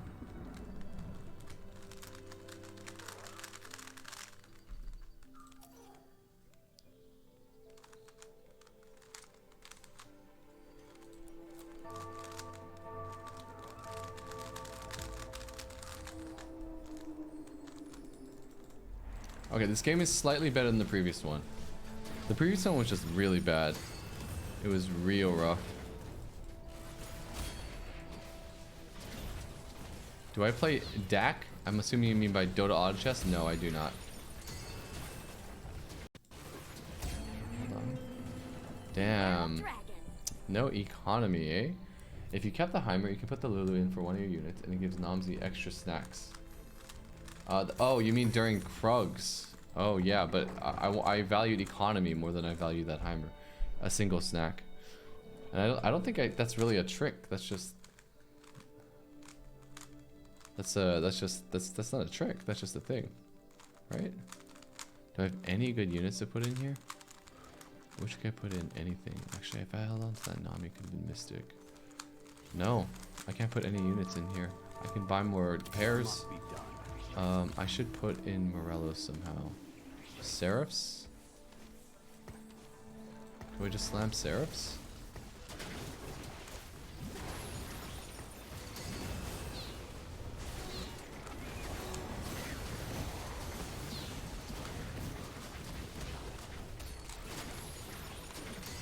Come on, Thrill. Yes, keep us running. Yes, Thrill. That was actually pretty nice. Nice. Let's go.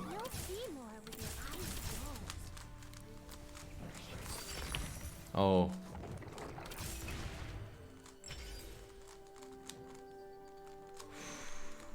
More Morella Monicon.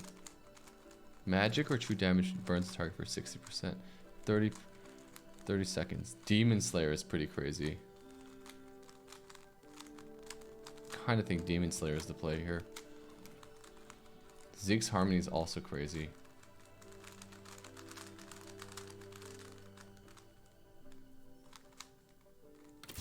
Oh shit. Well. Well, here we are. We're gonna have to see how this runs. Shroud's broken? Okay.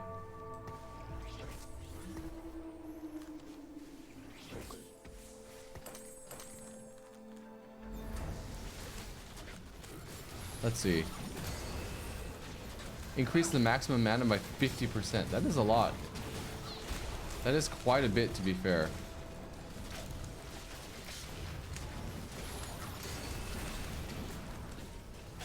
Wait, really? Out of all the units, Jinx, you attacked that one? Are you kidding me? Oh my god. Jinx could have attacked any of the ones in front of her and then stunned like 3 of them.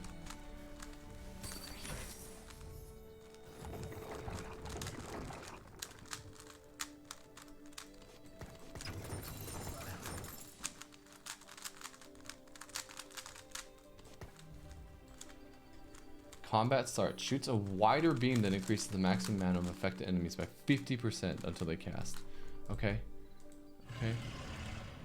I'm gonna try to... A lot of people are stacked on the right, actually. Try this, try this. The right half of the... Not actually, pretty good. Pretty good. Hit the Karim. Ooh, Noms is gonna be a big ult in. Yes, hit their whole team, Nomsy. Good work, Nomsy.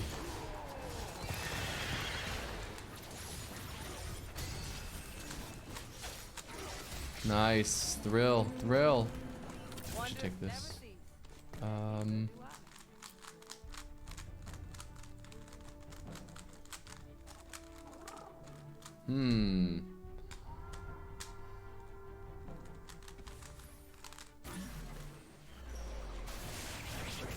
Quirky. I have a lot of items just sitting on my bench. I need swords for Quirky, or more tank items are always fine. I can take that Warmogs. Sure. We're just getting it. I'll get a rod. It depends. I don't know what am I getting the rod for? Oh, you mean oh, in case I go Deja.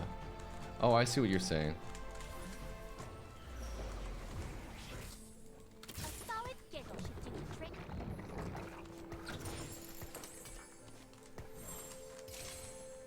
Morello's an Archangel. It is definitely a possibility.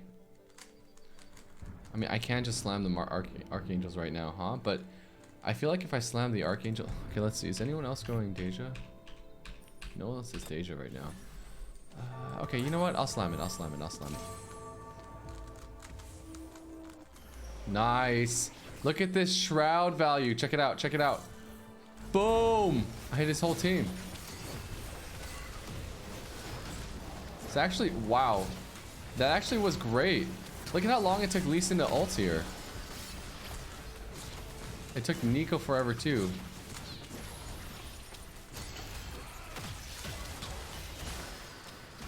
Oh my god, this person is strong. Holy shit. No way I play AD here. You mean because I have static shiv? Depends, right? It depends. I will start snapping up new news. I think it is possible to play AD because Jade, these items can go into these items can go into Anivia. If I go Anivia, if I get Shyvana, those items can go into Shyvana. Although static shiv is not as good as Shyvana, but Archangels is great. It's good if I get the Revel emblem. Yeah, that would be great, but that's just a prismatic. Oh, you're saying if I throw this onto Anivia and get the Revel emblem? Yeah, that'd be great. Revel emblem. Yeah, right. Oh, it spawns a boiling to begin with. That's so strong.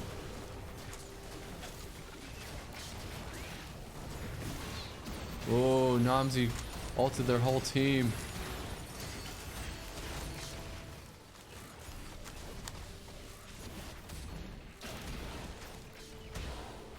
What? Oh, no thrill value. God damn it. Dude, win, loss. That's rough. That's very rough.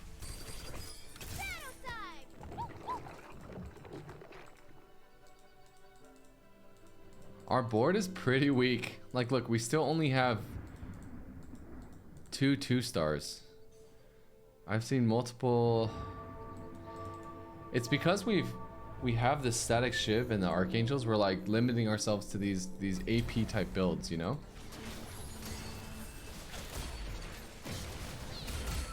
Yeah, our board is so weak, it's crazy. Like, what is this? No prison can hold We need to find direction. Shioyu? Shioyu's certainly better than...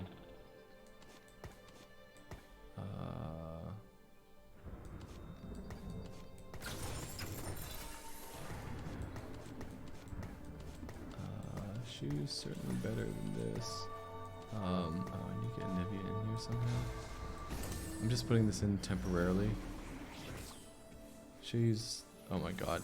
Shioyu's obviously not better, but not my end goal, but we're just gonna roll a little bit. God. God, I need to get too many things. I have too many pairs in here. Okay, I need to clean up my board a little bit. So we'll put Jade's on the left. Is this a Silas going in? Sell you.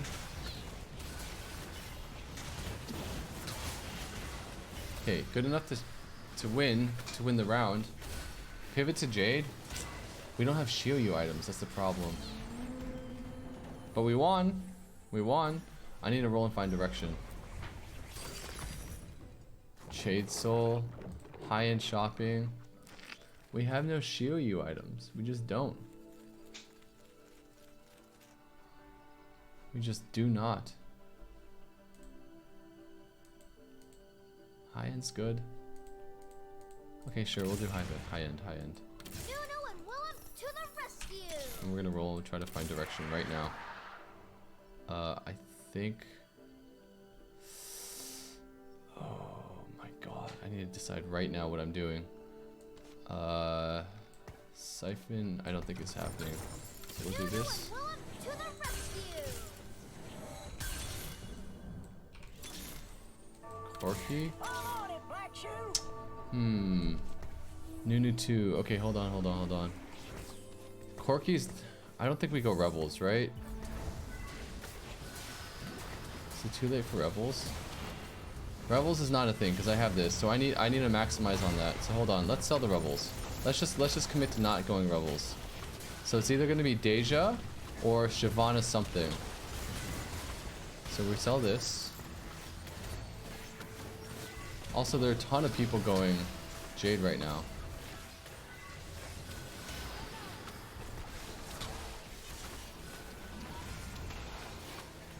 So we'll sell this. Okay, hold on. Alright, so I'm actually going to roll for Deja or...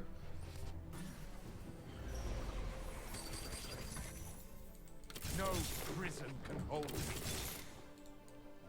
Nuno and There's Willem Idis. to the rescue! Shit, why do I keep getting these?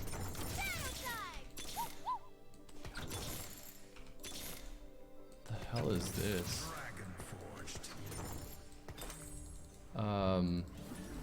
What the hell is this? Damn, okay, hold on, let me think. If I'm going Deja Calves, then these Hakarms are super useful. This is great for Mirage. I'm literally just looking for Deja at this point. So let's sell this. We do this. Okay. Then we really just need Deja. I don't think Nico goes in this. Nico was in the case that we went Shioyu. How many people have Deja? No one has Mirage. Oh, this person has Mirage, but it's not a Deja Mirage. Literally no one has Deja. Huh. Interesting. Wow, we're somehow in 3rd place. It makes no sense. Our comp's not that strong. So best, I want Rageblade for Deja, right? So I probably want this rod. I mean, I'll take the Yasuo too, but I really doubt I get it, right?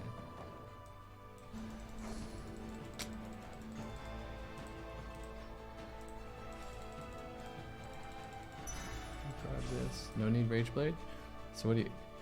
Dexterity? Oh, really? So what do you think the best option is? I got this because I was like, okay, maybe... I really need Deja. I need to roll till I get Deja. Thank God. Let's replace you with you. Sell this. Okay, Namzi, you can be here. Sure, we'll give this to Newton. Give this to Newton. Boom. I need healing for Deja, so maybe Gunblade. Something like this. And then, yeah, okay, so I kind of just threw units in here, chat. Oh my God, it's a Shioyu too. It's terrifying.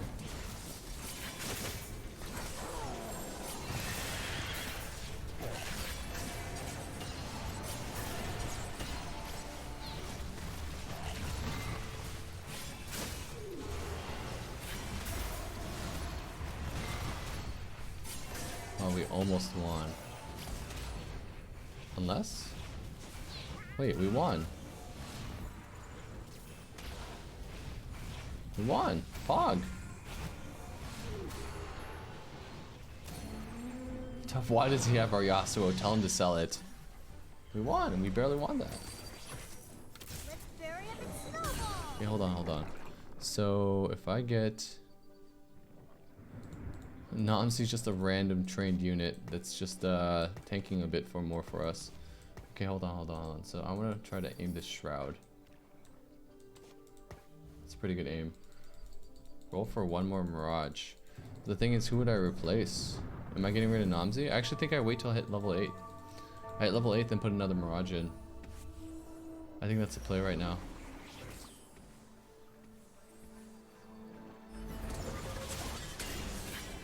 Tristana out. So you're saying we should get rid of Namzi? You hate Namzi that much? How dare you?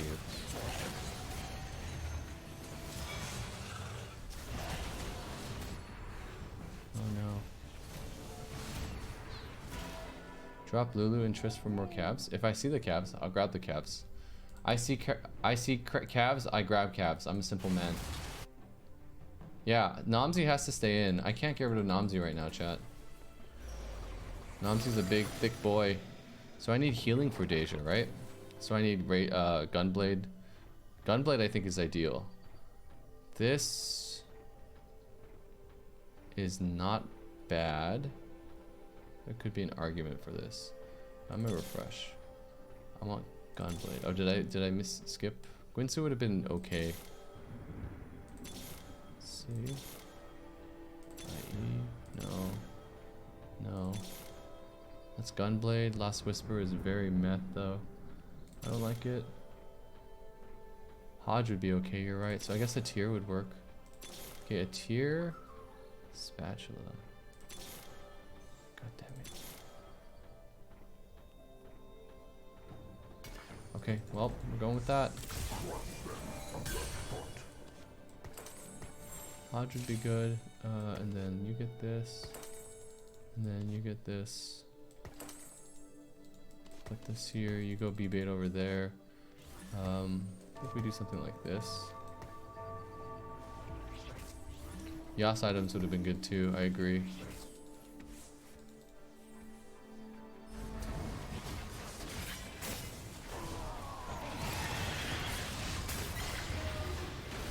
It's a pretty good Namzi ult. God damn, Shyvana just crushed us.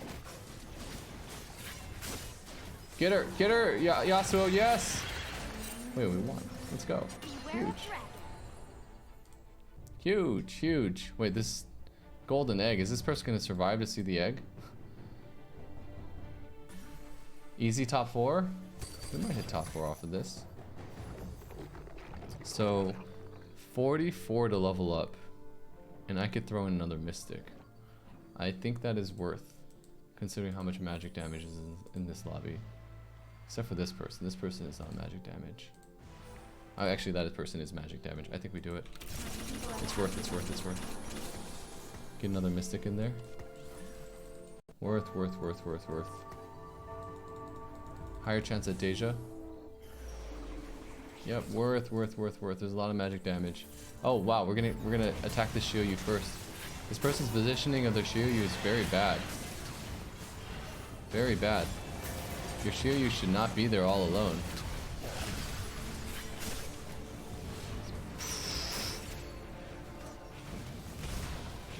This person also has a golden egg. Are they going to survive to see it? Oh wow, they will actually survive to see it. So much fun. Luckily, I just played them, so I won't have to play them after the golden egg. Alright, let's see what they get. I want to see it, I want to see it. Isn't this hatching? Isn't that hatching? Oh, it has one more turn?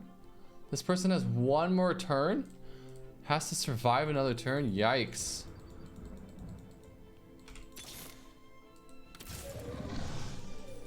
Deja 1 hells a popping off. That's what I'm talking about. I have to see if I have to worry about a thresh. I actually need to move. Okay. Move to the other side. Okay.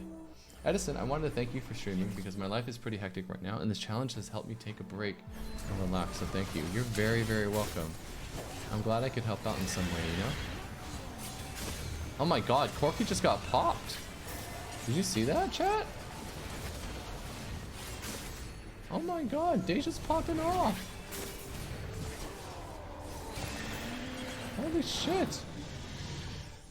If we could somehow sneak a Deja 2, that'd be excellent. Yeah, Deja is really good. It's just because this is a low roll lobby, chat. Everyone's a little weak for some reason. Do you see any ASOLs? There's one Shyvana player. This is kind of a low roll game. It's very interesting actually. I first pick item for Yasuo, right? So Gunblade would help. Kind of like Gunblade.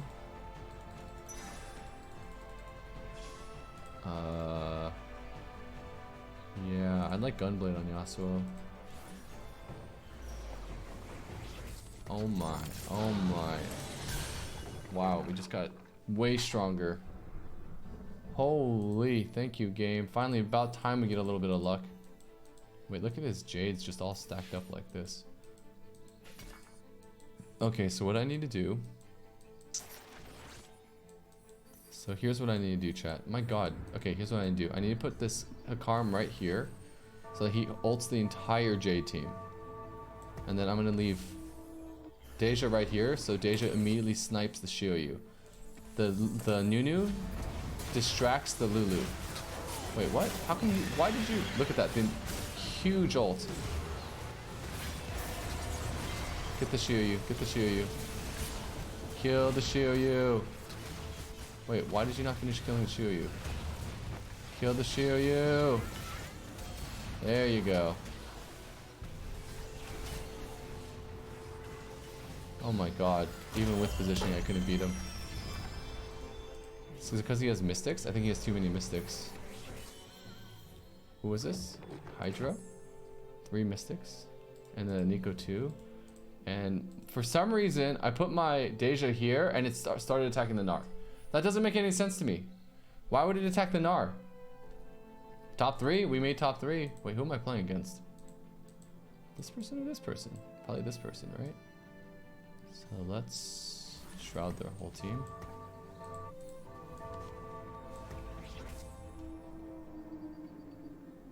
Hey yo!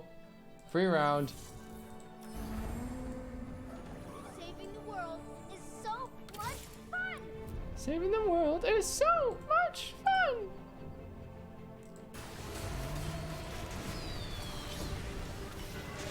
I mean, I want to see the Curse Crown guy lose. Oh, he won. God damn.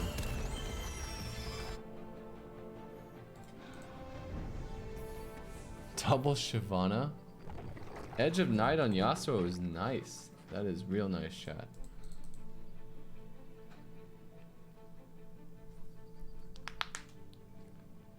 Gnar had Zizzarat, so Deja attacked him, and then didn't finish off because Soyu. Finished off Soyu because of Zizzarat spawn. Really? That's how it worked? Huh.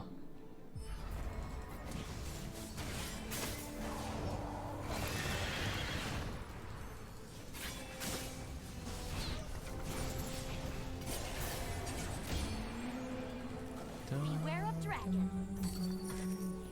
I'm thinking about Yone over the fish girl. Depends though, right? Because what's more important, Deja punching through the front line? Oh my god. Deja getting attack speed. I actually feel like a little bit more tankiness is more important against this team. Like, that's so much magic damage. I think he missed. Yeah, let me try it. I need to move Deja to the left side.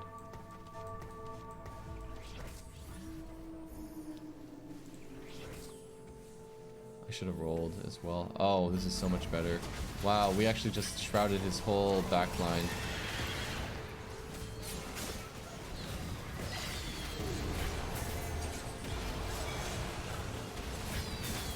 Oh no, Deja, you're attacking the wrong unit.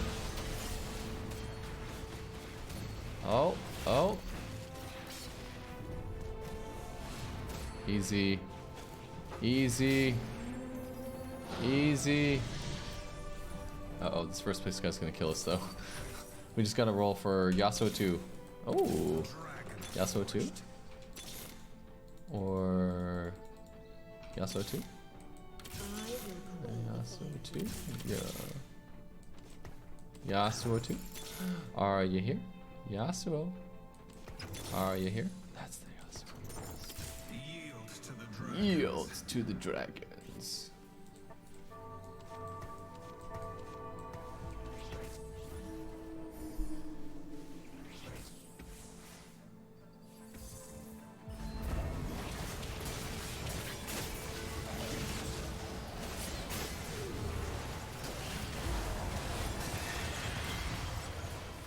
Okay, hit the Shiryu right now. There you go, Deja. There you go. Yasuo's holding out. Yes. Well, we're about to do 1 billion damage to him, chat. Watch this. He's at 38 life. He went to 10. He lost 28. Wow, we're all one victory away from, 1 loss away from death. Okay, okay. Okay, okay, now we're playing against this guy. Okay, we have a Yasuo 2 this time as well. I wanna avoid his Sona. I'm gonna move this at the last second.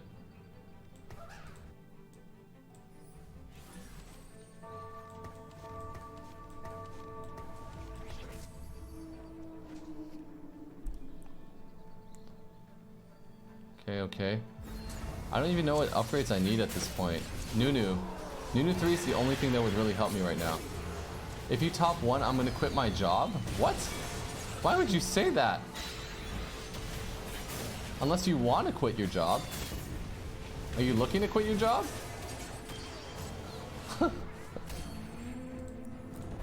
I mean, I'm certainly top 1ing something. Oh, this Cursed Crown person is dead.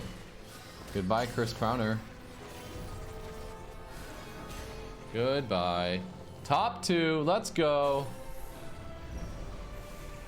Item 4, Yasuo. Wow, okay, can't put any items on.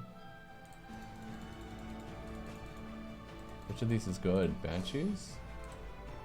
Against him? Oh shit. I was thinking about getting Banshee's Claw. Whatever, whatever. We'll get this for Hikarim then. That's fine, that's fine. I was thinking about Trap Claw, yeah. Blue hacking? Oh, that's actually not a bad idea. I'm really just looking for Yasuo or Nunu at this point, right?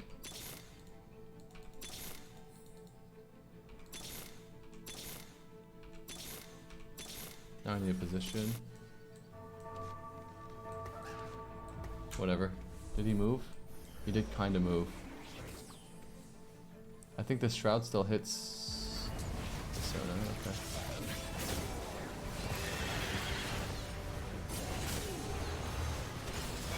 Come on, Deja. Come on, Deja. Uh-oh. Uh-oh. Zoe, why? GG. Close. I think I got out positioned. I needed to avoid the Sona. That was pretty strong. You know what? We'll take it. We'll take it. Top 2. We'll top 2. We'll take it. We'll take it. Man, we go from 6th place to 2nd place. Let's go. I still have a job.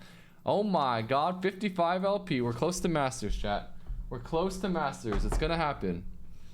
It's gonna happen. Oh, Zoe did get some really good casts off. Zoe's such RNG. She is such RNG. Imagine Zoe's... Wait.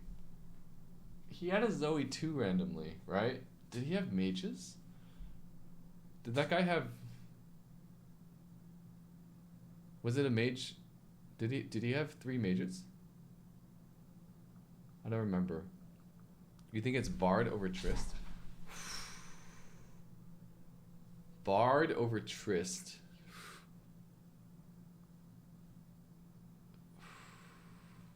And lose the full star Namzi. Maybe. Dude, that's a hard call. Deciding whether it's Bard over Trist at that stage. It's a really, really hard call. Man, that was the Duelist Dexterity Deja with Static Shiv and Archangels. Holy shit, that was really strong. That was really, really, really strong. And the Hodge, oh, pretty good. Bower belt, bower belt, bower belt, bower belt, bower belt. Bow, bow, bow. Oh, I'm the only one getting this bow. Oh, never mind. Maybe I should have gone for the tier. Pluto says, "Hi Edison, I'm currently a Berkeley student and when school stresses me out, your streams help me a lot, so thank you." You're very, very welcome, Pluto. You're very, very welcome. With that said, I'm off. I'm getting some water. BRB.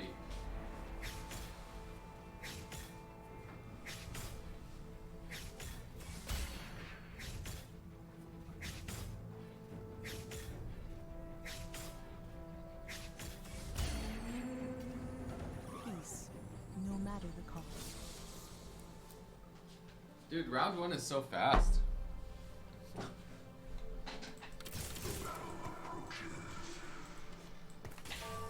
Gold. Chair by the Skarners. Done. Well, we got Astral. I kind of wish I had taken that tier now. But a vest is always good. Like, even with Astral, you need... Oh. Okay. We have a Shroud.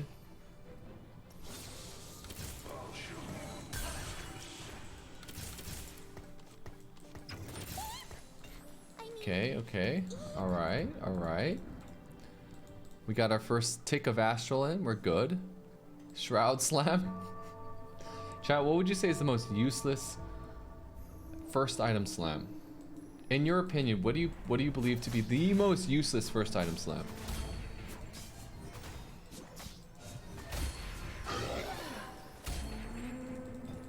A harvest moon. So Zephyr? You think Zephyr's useless? Hustler, first aid kit, true twos. This is probably a first aid kit, right, chat? Jeweled glove. Banshee? Yeah, it might be Banshee, actually. True 2?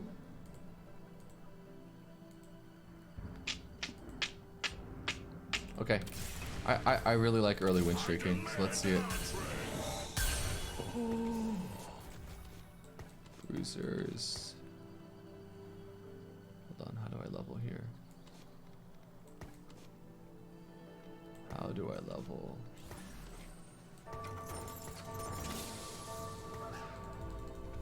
I'm so tanky. Is this a mages game? Are we going mages? I don't actually know. I don't want to slam these items if we're going mages then.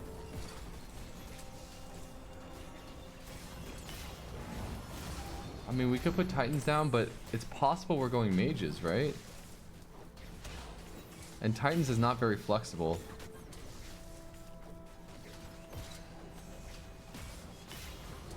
Are we going Titans or are we going Jade?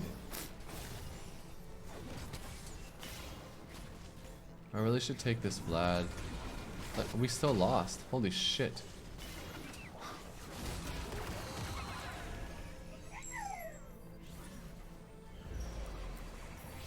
Yone. Oh man. This game is this is not direction at all. Self Vlad by Vlad. Mirage is the healing Mirage. Heimer just doesn't do much. Oh, okay. I was gonna say Heimer doesn't do much damage, but dude, holy shit. That other person was just strong as hell. It's just the Sunfire. Sunfire is too good. Sunfire's just too good. Alright, we'll grab the Yones. When we win, we will grab...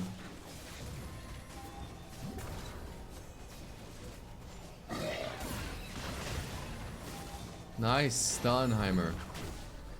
Doing something right for once in your life, you old man.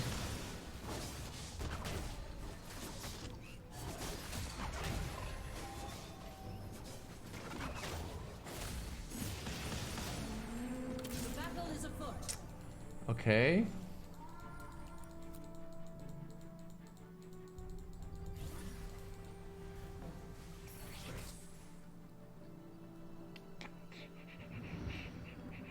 Alright, this is where I need to decide. I'm not going mages, right? I think I just sell the mages at this point. As much as I would like to go mages, it's not happening. So Heimer, you're out. Peace.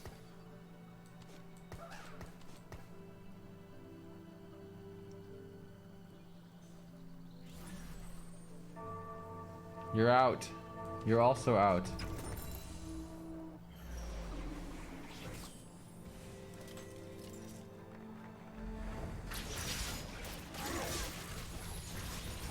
Oh no, Yone! You're getting sniped by that stupid Senna. Yone's gonna die to the Senna. We lose this. We have no damage. Which is kind of okay actually. This way we can get Rage Blade. A big loss here is not bad. Maybe we get Rage Blade. Rage Blade would be really nice. Ooh, can we get this? Or I guess the Sunfire is not too bad. Wait, 3 cost rod? Maybe? Oh, we got it. A 3 cost rod. Okay, not bad, not bad. Slap down to Yone, and then we got some damage in our business. Slap down to Yone, and then we get the Yone in for Mirage, and then suddenly we're in business. We're much, much better off. Let's go, let's go. Much, much, much better off.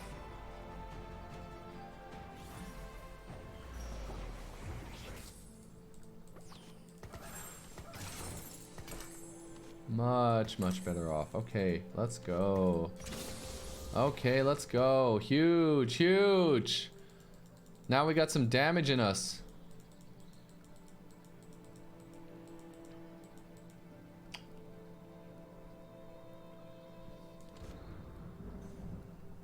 The unit we're most likely going to sell is Tom.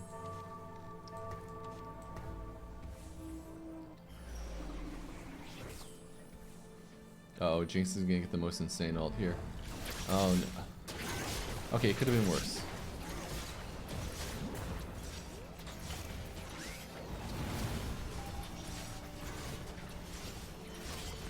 Rage Blade, go off! Yes, Rage Blade, yes! We finally have damage!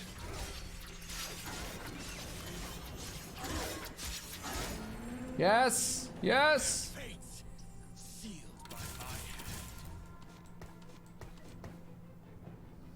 A Yone 2 would solve all of our problems right now. Oh yes, trade sector, wow. The battle is afoot. The battle is afoot! Oh yes it is! The battle is afoot! It is quite afoot! Quite afoot! Quite afoot!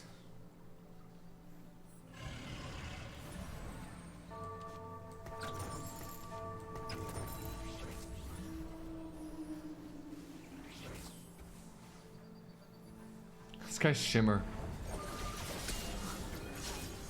What the heck? Why is he Shimmer? Oh, he got an Earth's grab bag. Maybe he's trying to get extra Shimmer. Kill him before he gets his... Oh, he got his gold. Damn it.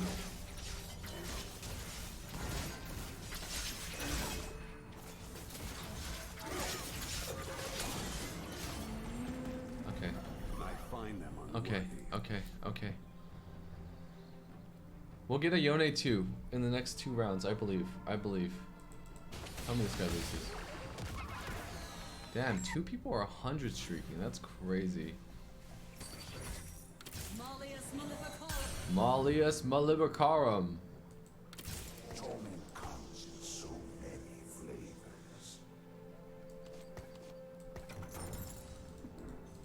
Mollius Maligraparum.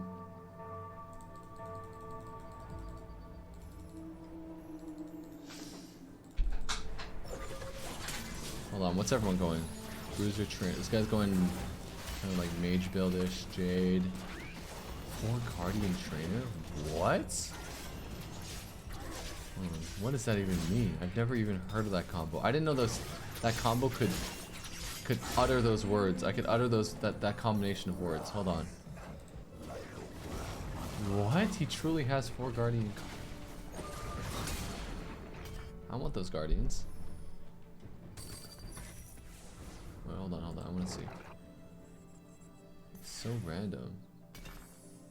Guardian Trainer pivots into Corki because of Idis frontline. No, I understand that, but who's his carry? Ah, there's his carry. Rise. Okay. Alright, we mad chillin'. I still have a random Vlad on my bench. I'm chilling here because I'd have to break 2 eco to get marginally stronger. Not worth. This person's one of the win streakers. What? How did he win streak with this?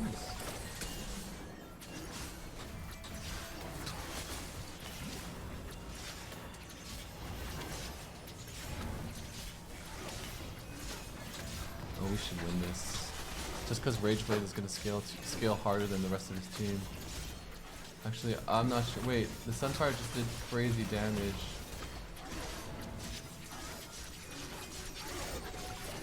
Oh, that hook. Oh, we lost. We barely lost. Oh my god, it was so close.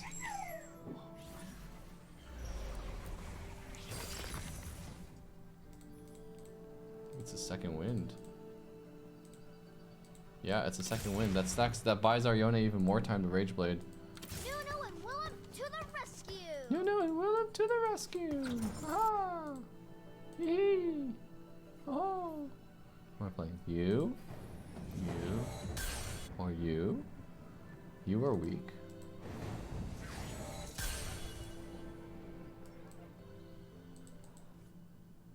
Huh.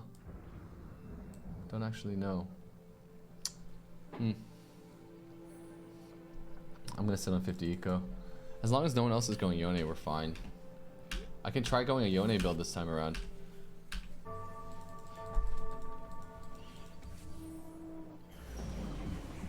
This guy's name is Fried Chicken Boy.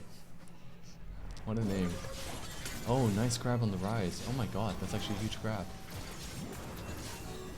We're gonna win just because of that grab. Look at this. Pulls him right in.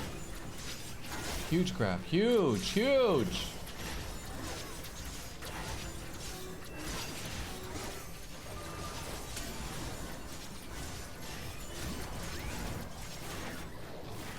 Oh, the heal. Huge heal. Huge! Big win! Thresh is killing it! Nuno and Willem to the rescue! Nuno and Willem to the rescue! Yeah! Go Willem and Nuno, go! I really need Yasuo too. I'm gonna roll. No one has Yasuo, right? I'm gonna roll one time. I was okay rolling one time because it wouldn't have broken any. Like I already lost the Nico. Like I'm not hitting 50 gold that round, you know? Oh god. Shen. Yone's counter. A single Shen. Oh, second win coming in clutch.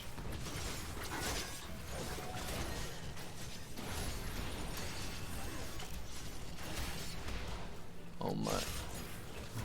Lost. Oh, Yone 2 would have straight up won. Hold the Silas? Why? I mean, in case we go Siphon? We have a Rageblade. Yeah, we could still go Siphon, huh? Siphon's definitely a possibility here. It's a good call, thank you. That is a really, really good call. This is what makes a high-level TFT player right there. Is being able to account for future possibilities, you know? So I think what I want is a sword. I should get a tank item. Maybe like a Sunfire. Or I'll take the sword. I think the sword is the most versatile because it can turn into BT if we go Siphon, BT for Yone as well. It just doesn't give us immediate value is the problem. I'm not sure what to turn this. Actually, if we get Siphon, we've got Rage Blade, IE, Warmogs. Let's bury him in snowballs. This could also be Giant Slayer. It's very, very flexible. We just don't have immediate value. I'm a fan of getting immediate value. But then again, we're not win streaking, so we're kind of chilling a little bit.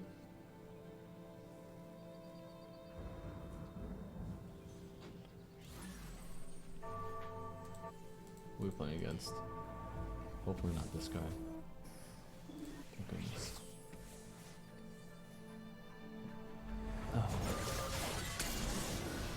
Oh, that was a big grab by...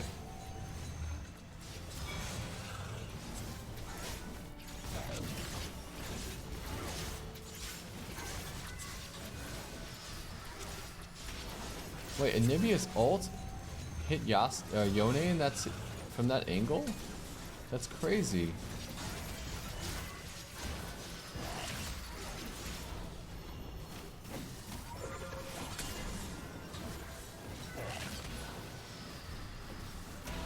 Damn.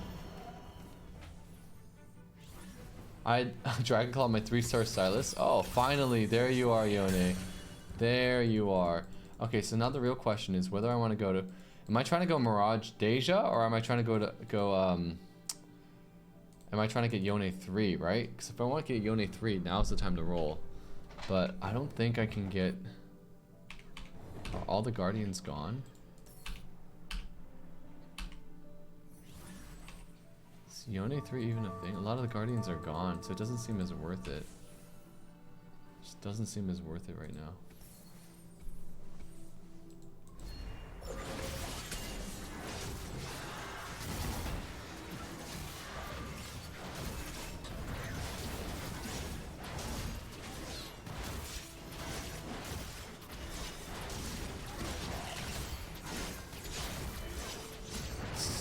I feel like Siphon's gonna bite Yone. I'm very scared of that right now. Oh. Oh, thank God. Oh, thank God. Okay. Big win, big win. I will get direction after neutrals, it's true.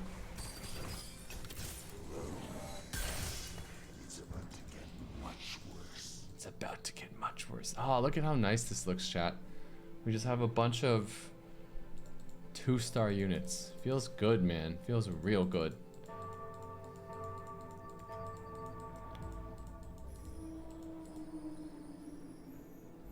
I no longer think this is a Siphon game. The Nunu 2 is a lot of direction. No, no, no. What the? What did 2 tiers do for me? Those are Yasuo items, I guess.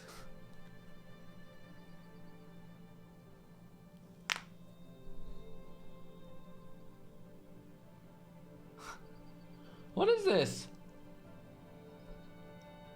Do I roll for Yone? I'll roll a couple times. Let's just see. Shojin. No, Shojin's not good on Deja. I'm gonna roll once. Okay. Okay. I think I should have leveled up. I'll roll a little bit more since we didn't. Any Yones? We didn't get any Yones. Yeah, we didn't get any Yones. F this, dude.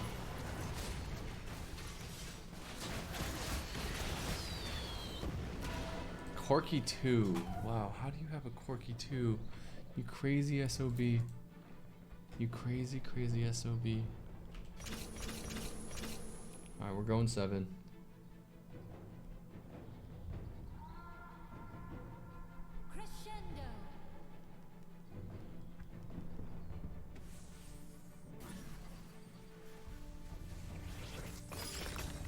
Salvage bin, Celestial Blessing, could be pretty good. If I go Celestial Blessing, then I don't have to get BT on the Yone. I mean, Celestial Blessing is always good. Yeah, actually, I'm gonna do it. I'm gonna do it because we have so much. We have so much health, so much not health. What am I saying? So much like tankiness, you know. I really want to get like. No prison can hold me. I guess I could just toss you in too. Why not? I really want. Nuno and Willem to the rescue!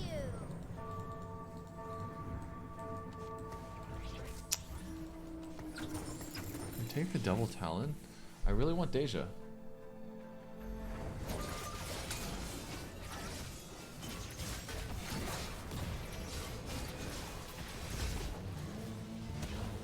Uh-oh. Uh-oh.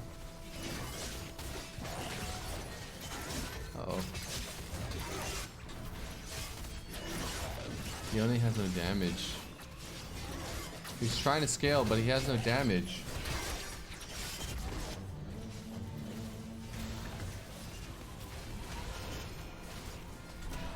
God damn, this Stylus was huge. I really want to get a Deja in, and then Deja will replace... I'll put Static Shift on the Deja. Oh, thank God. Okay, Static Shift on the Deja. We sell you. We... probably put you in for you. I like the Whispers. So probably you, actually. But then this is a good unit to keep people alive in. So do this. Maybe Hodge here. Alternatively, yeah, we'll do Hodge here. And then,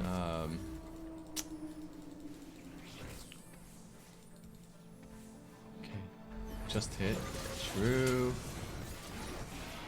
Uh-oh. Uh-oh. Get off of our Deja! Oh my God, actually, I'd rather you attack the Deja than our entire team.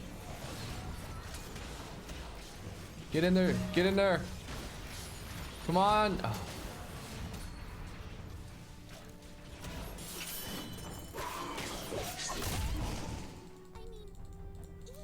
Alright. It's gonna be cost a lot to level up next round. We have second pick. Best of okay, let's see. Hold on. What do we want here?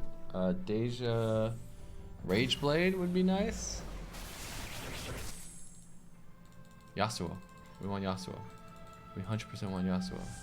Edge of Night Yasuo. We'll take the Edge of Night Yasuo. Edge of Night Yasuo. We take that. Yasuo goes in for...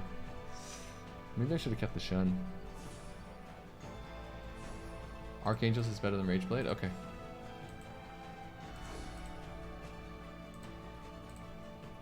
We got Yasuo. So who does Yasuo go in for here?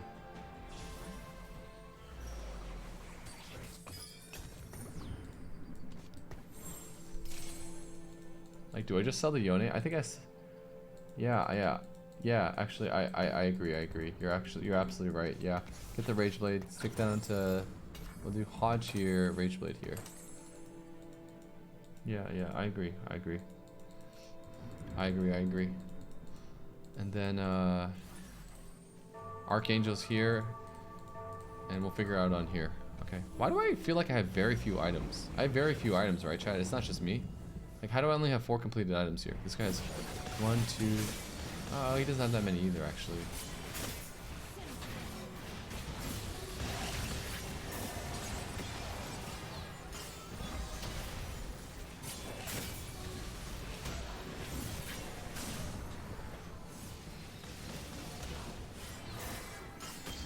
Oh, Rise, why? God, Rise is too good. Rise is way too strong.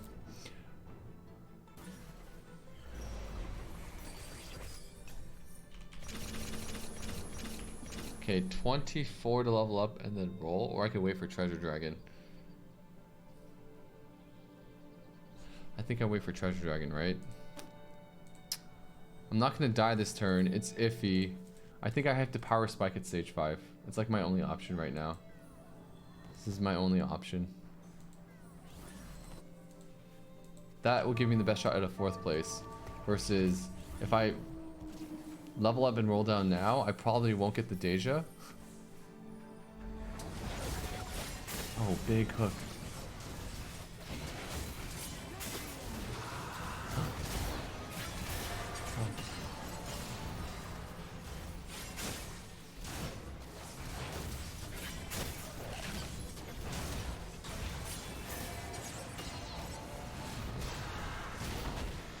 Wow.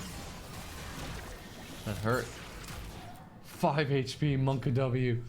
Holy shit. Okay, we're going crazy. We're going crazy this next turn. We're going crazy. We're looking for Archangels. And a good Yasuo item. That is not it. Blue buff would be great on Yasuo, but Archangels? Dragon's Claw? Take. With the Deja, okay.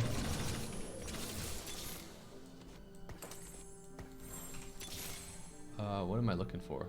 I'm looking for... I'm not sure what I'm looking for, chat. No prison can hold Deja, me. huge, huge, huge, huge. Like, this is fine for now.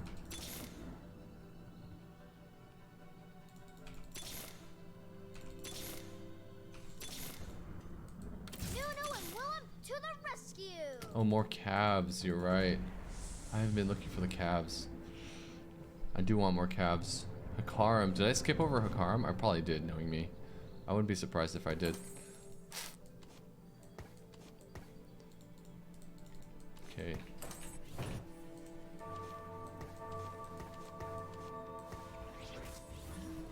Okay, hold on, hold on. Selling this.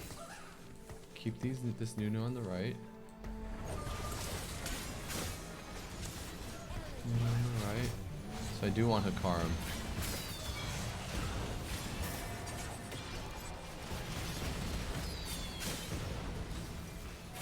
Scary, scary, scary.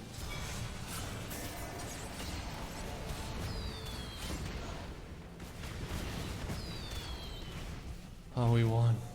We won, we won. Okay, okay, we barely won. Huh.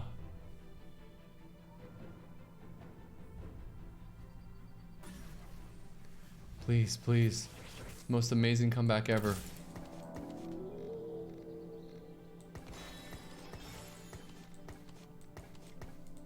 What must be done?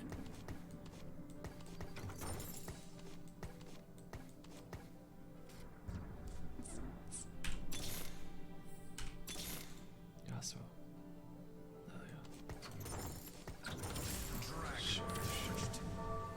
Sure. Uh-oh. Uh-oh, assassin players? Does anyone... Oh my god, the Olaf 3 immediately... BEDGE. GG. The Olaf 3 immediately... Oh my god, I cannot believe... Wow, we just lost to an assassin player. We were just beginning to scale. We were just beginning to scale, too. That feels bad. We just got assassin cheese, dude. Dude, we were just beginning to scale. Why?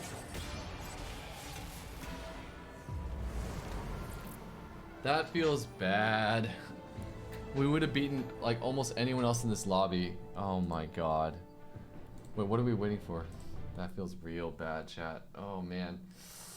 That feels real bad. I was so busy, so focused on... Oh my god, we're back to... This is a demo game now. Oh my god. Why? Right, Mirage Caps, Mirage Caps, Mirage Caps. Mirage Caps. Feels bad, man. Okay, okay. My brain is like a little bit slow right now. You know, my only downside, my only complaint about when I play TFT at night is that like I'm food coma, my brain is slow. Like I never play TFT when my mind is like really, really fresh. So I almost feel like I'm holding myself back. Like what if I play TFT when my mind was fresh? Like right now my mind is a little bit sluggish because of how food comaed I am.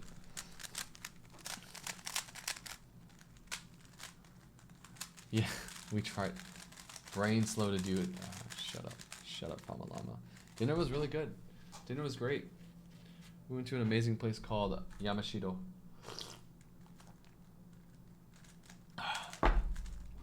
Oh. It was quite incredible. Quite incredible. Oh, it's already midnight? Oh my god. It's actually sleep time. Alright, well, let's see if we demote from this game. It's actually sleep time soon. Let's see if we demote, chat. Do we or do we not demote? We'll find out today. Are you doing sub interviews tomorrow? Yes, I will be. Pignolik Liquo. Do you want to get interviewed? Is that why you're asking? Would you like to be interviewed? Bedge time? Maybe after this game. If we lose, it's certainly bedge time.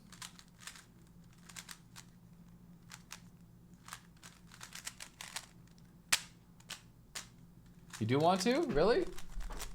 Alright. Let's do it.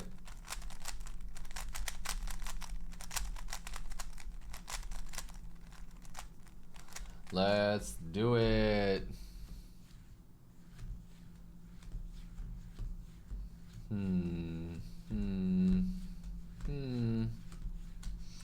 I'm thinking I go belt start now. I really like belt start. Almost better than I like a bow start, seriously.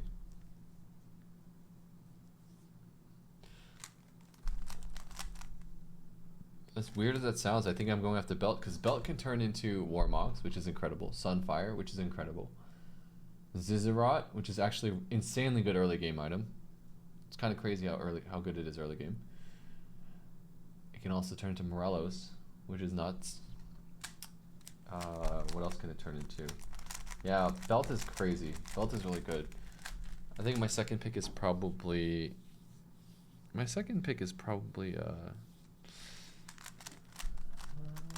probably a bow. I also like a tier start. I think tier is good, just because, like, you know, ASL meta is so prevalent right now, and then the tier start allows you to go into mages pretty easily, because like almost any item will go with the tier start, right? Like a sword turns to Sojin, Archangels, Static Shiv. What else is there? Hodge is okay. Yeah, I think belt start is a great start. Great start. Absolutely incredible start.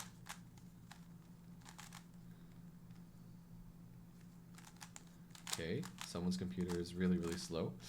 Hello.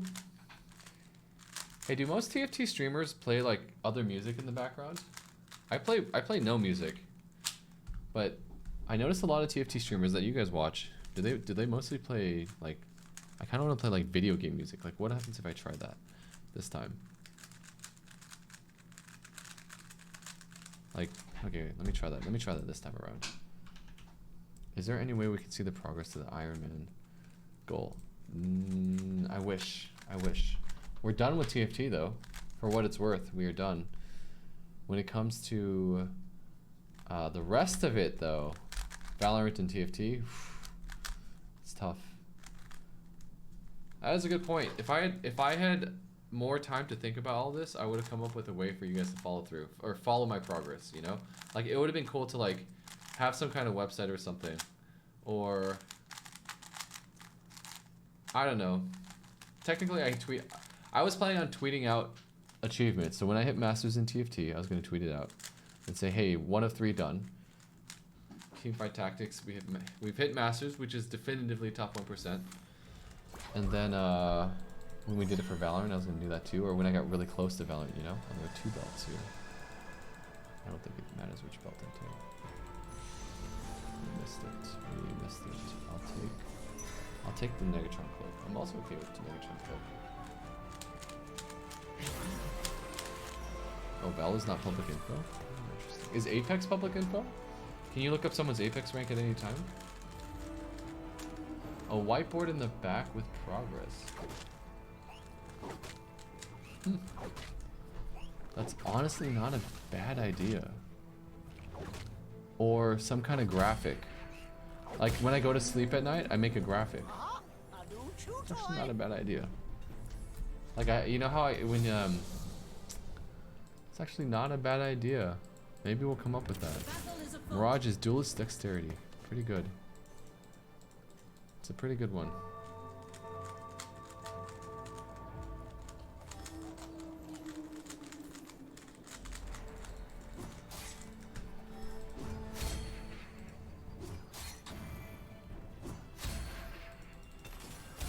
Huh.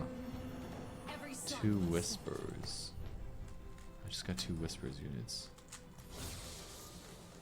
Let's see. Must be done. Huh. Huh. Huh. Hmm. Huh. Huh. Hmm. Hmm.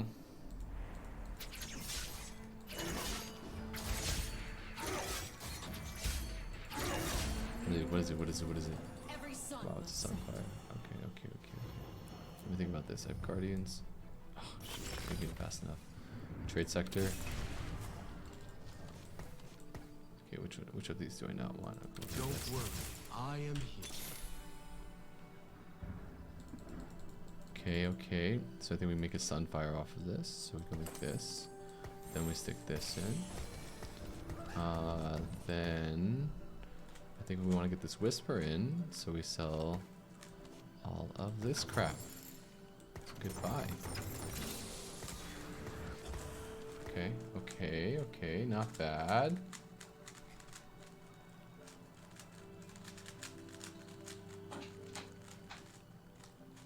Okay, not bad. I would like this Shen, but there's no way to afford this Shen. It's okay, Shen will come back. We have trade sector. It'll be fine. It'll be fine.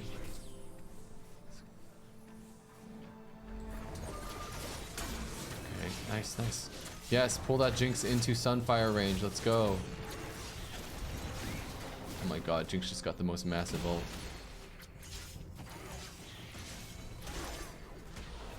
Oh my god, we lost because of Jinx's insane ult. We actually lost because of her insane ult.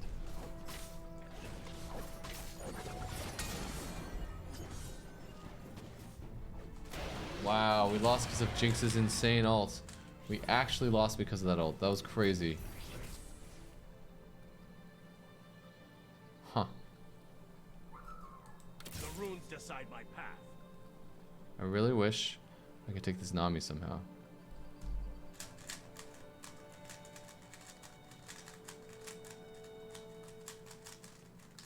I'm gonna wait till we win. Then take the Nami. Am I? Fight or make room for those who will.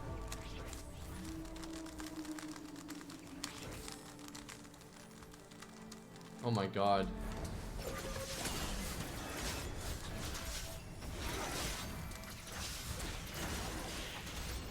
We're gonna lose this too.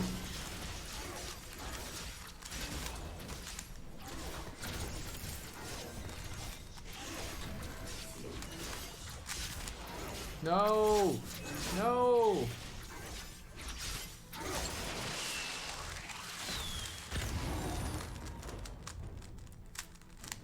That was pretty strong. Did he have a Nunu?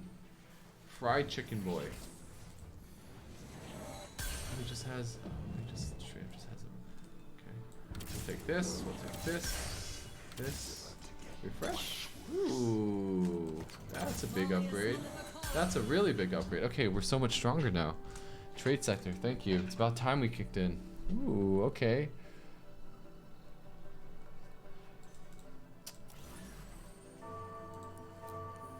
I wonder if Warrior is probably better than Whispers here, huh?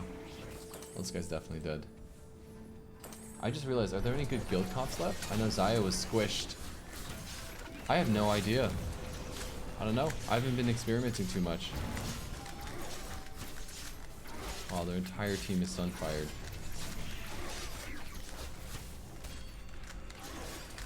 Chat, do you think Warrior is better here or is Whisper better?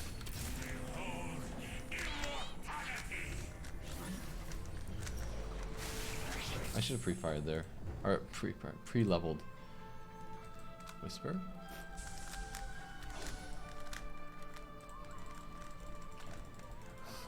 Yo, what's up? Oh, hold on. I'm taking BT.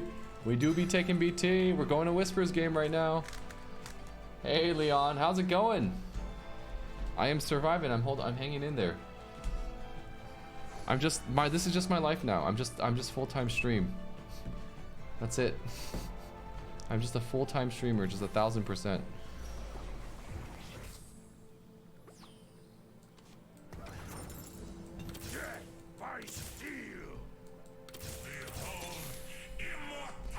Behold immortality. Okay, who are we throwing in here? I think we get the Olaf in. So we sell you. Love. Olaf? Can I make eco if I 2, 4, 6? Olaf takes up a lot of eco is a problem. Rip my eco. Rip my eco. Hold on, so can I 1, 2, 3, 4, 5, 6, 7. I can't, so I may as well buy the Nami. Assuming we win, which we obviously will, except this Tahm Kench is massive. That's a huge Tahm Kench.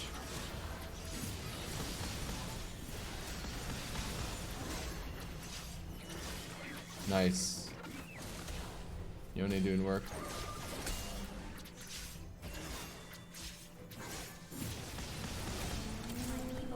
Okay, okay. Sin Olaf is still pretty good. True. Rom. When going gets tough, you call Grohl. Yone. What must be done?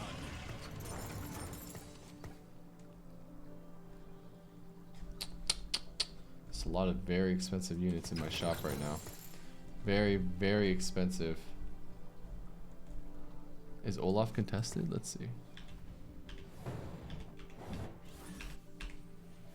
No, I don't think so. I mean, I think it's worth buying them, right? It's worth buying them because I have trade sector. I'm almost guaranteed to hit at least one of these pairs. Oh my god, huge hook on this Jinx. Pulls her right into the Sunfire range. Olaf 3 wouldn't be a bad idea. I wish it were that easy. Just snap your fingers and get an Olaf 3, right?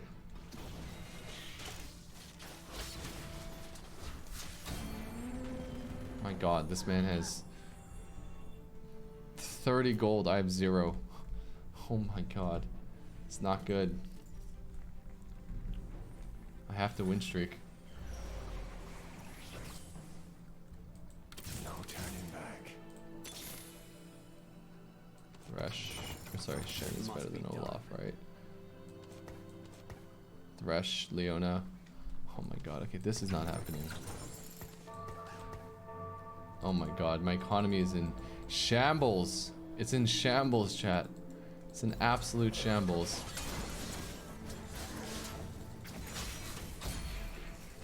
Please don't be a tier. Shit. Of all the items, that was the worst item possible. Please don't be a tier. That's okay.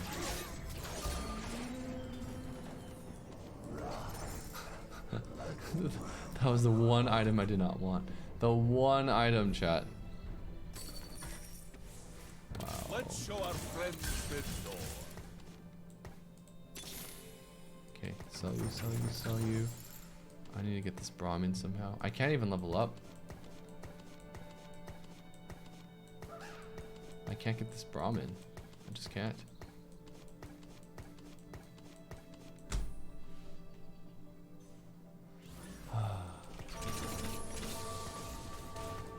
Okay, fine. We'll just do this. Wow, we're hard. We're just banking on the win streak, chat. We're really just banking on the win streak right now. We're actually just straight banking on the win streak.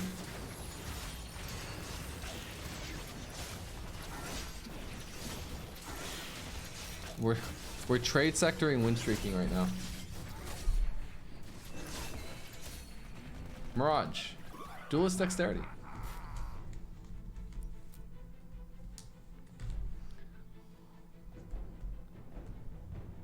Dude, Hustler would have been great. Actually, I feel like Hustler would be a great follow-up to Trade Sector.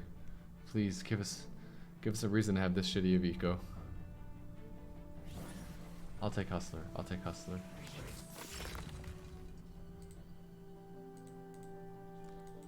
God, second wind is so boring, but it's probably second wind. Mirage Crest? You think Mirage Crest is insane? Well, shit, too late. I'm not necessarily going Mirage here, though.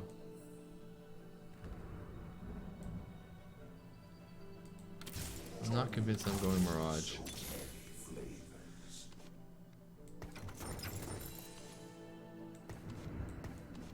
Eight Mirage is always top 3. Oh, Mirage Olaf. Really? I mean, depends on the Mirage, right? Jesus, I have no economy right now. 0. Hold on. I think I sell. If I win, I sell these for eco. I just need some eco back.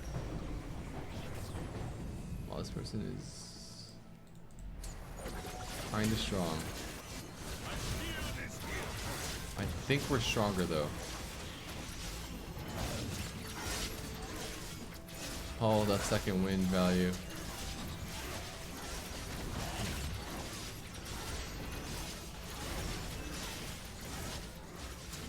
Oh yeah, we're stronger. We're much stronger. Oh yeah. Oh yeah.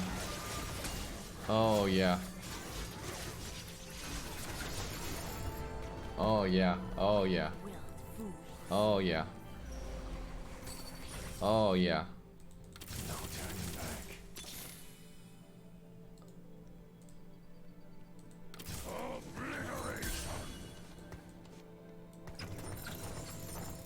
I mean, Olaf is a possibility here. Olaf's a real possibility.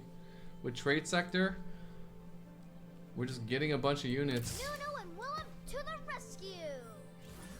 I'm down for Siphon. I mean, Siphon's a possibility. Scale Scorn's a possibility. Mirage is still a possibility. We've got 3 good possibilities. Siphon, Mirage, Scale Scorn. All options.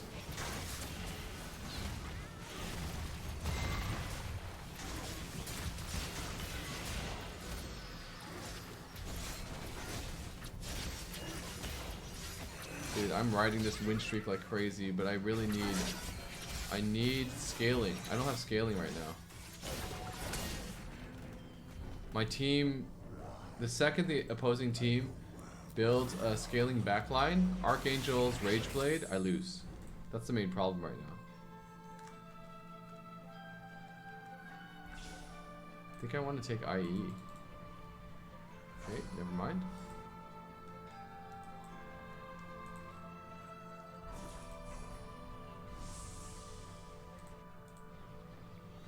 God damn it, these are all terrible.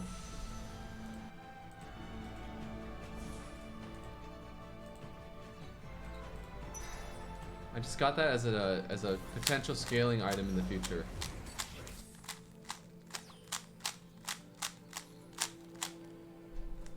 It will all be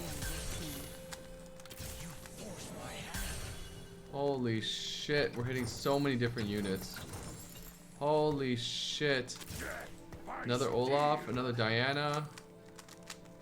Holy shit.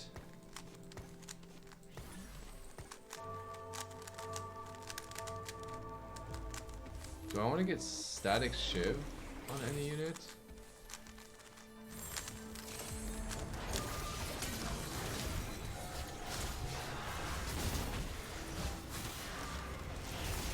God damn, we're so strong. Second wind as well. Look at that. Oh my god. Sometimes shield becomes Oh my smashing god. core. Dude, Trade Sector is, we're hitting everything. We're actually just hitting everything. And we're win streaking for it.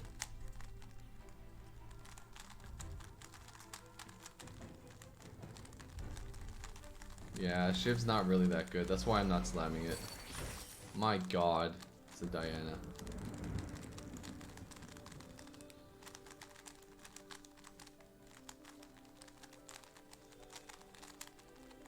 Like, is the Diana worth? I probably don't think I get the Diana.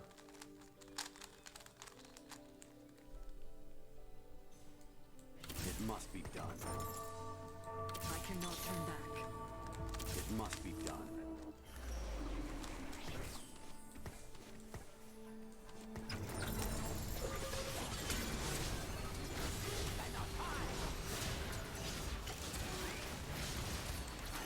Thanks, Yakisoba. Have a good night. Okay, so we're strong, but I don't know if we're strong enough for stage 4. I don't know if we're strong enough yet. How many times has Olaf died? Olaf's only died 4 times. He's actually only died 4 times.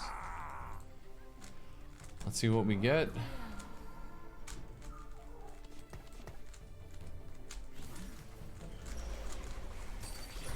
Another Olaf, dear God. We're actually gonna get Olaf. Line them up.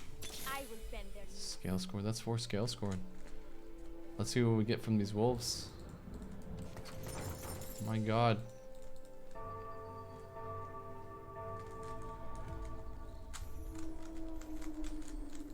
My God. It might actually be an Olaf game.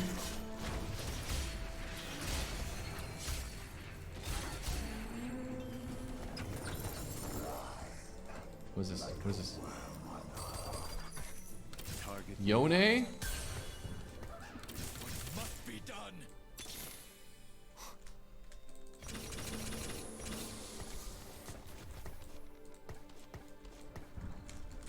Actually, I need to pull everyone back one lane. No, I need to put them up.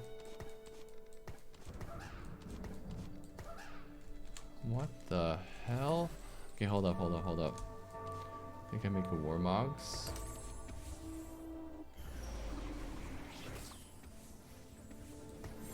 Make a Warmogs. We still don't have much direction. Literally all we got was the freaking... Well, at least has to go all the way around. Okay, at least went straight to their backline at least.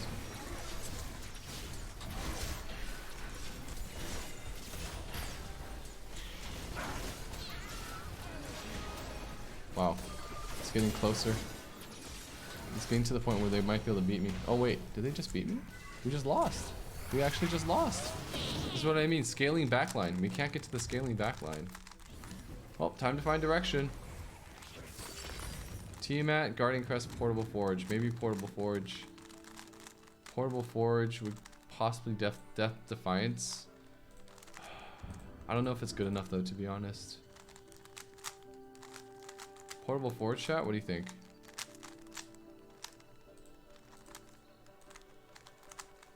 Okay, I'm gonna reroll. Makeshift armor has massive value right now. I think it's makeshift armor. Shiryu? Could be a Shiryu game.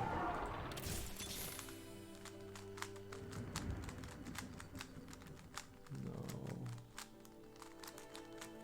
Damn. This might be an Olaf game, chat. It's looking like an Olaf game right now. I need Negatron cloaks. Oh no, scaling backline. I don't know what I can do against that. Okay, so let's sell the Yones. It's not a Yone game. It's not a Shiryu game. It's not this. We'll rebuild our economy a little bit. I think if there's anything, it's either a Siphon game. Oh my God, he's attacking so fast.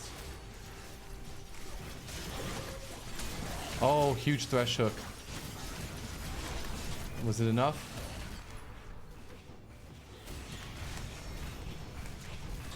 Not enough. Okay. It's either a Siphon game or an Olaf 3 game. And Olaf in response to getting cheesed by an Aslaf 3. Let's grab these, grab this, refresh. Corky, not a thing. Corky's fake news. Let's see, scale scoring. So if I want to go 4 scale scoring, then I need this Eeper. I can sell all this for eco. I wonder if it's better. How much damage is Olaf even doing right now? Elise is doing most of our damage. That's because she is getting Whisper's value, but we don't have any items. Like, these items don't... They're not Olaf items. So I need a Runins. I have this BT. And I need QSS or Rage Blade. Siphon would be cool too.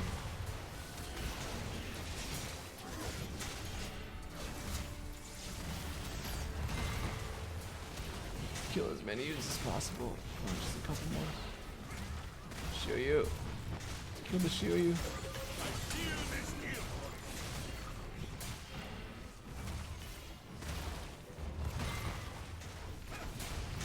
Yes. Okay, we killed one more unit. Not bad, not bad. Wow, we have last pick here. Some good units on here. Some really good units. Okay, I need a Negatron cloak, I think. Wow, there's no Negatron cloak. There's no rod. I just don't want that bow. Oh my god, there's no good choice here. There's actually no good choice here. What the hell? Wow. That is really unfortunate, chat. Bow is okay? Deny me no longer. I will quell the fires of conflict. My people are counting on me. Pike. Pike has got to be better than Elise.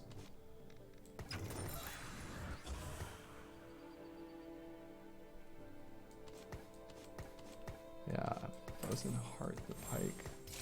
And then, can I get... Okay, something like this. I think this is better. Gives us a little bit more versatility.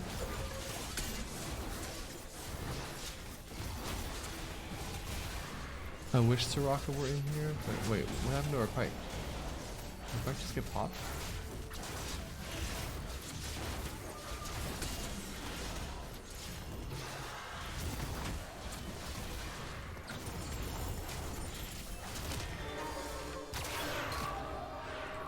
Okay, okay. Not the best, but that's fine.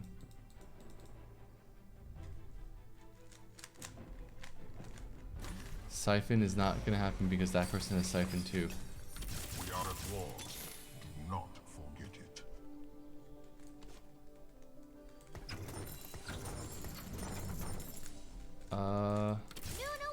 Damn, at Treasure Dragon I really need Olaf items, like really badly. I can't roll now because I need Olaf items. So what are the Olaf items I need, chat? What I'm looking for are what I'm looking for is I need Runins, right? Runins, Hurricane.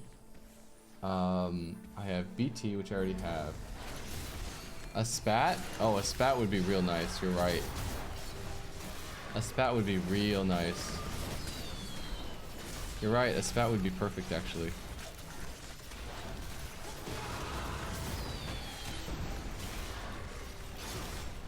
Okay, okay, let's not distract ourselves with these units. We'll grab the Talon though. And the Chiana. RFC not terrible, Rage Blade? Okay, so we're looking for a Spat. And less rolls the better.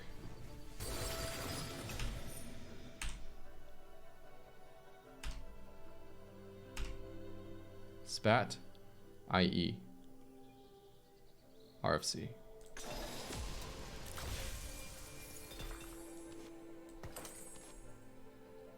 Wait, oh, it's not IE. Whoops, I lied.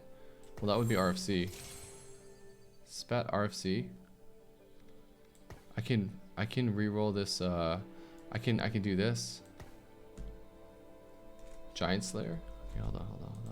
This will be quick. Let's roll now. Pull off. Score. Roll a little bit more. Okay, hold on. RFC BT.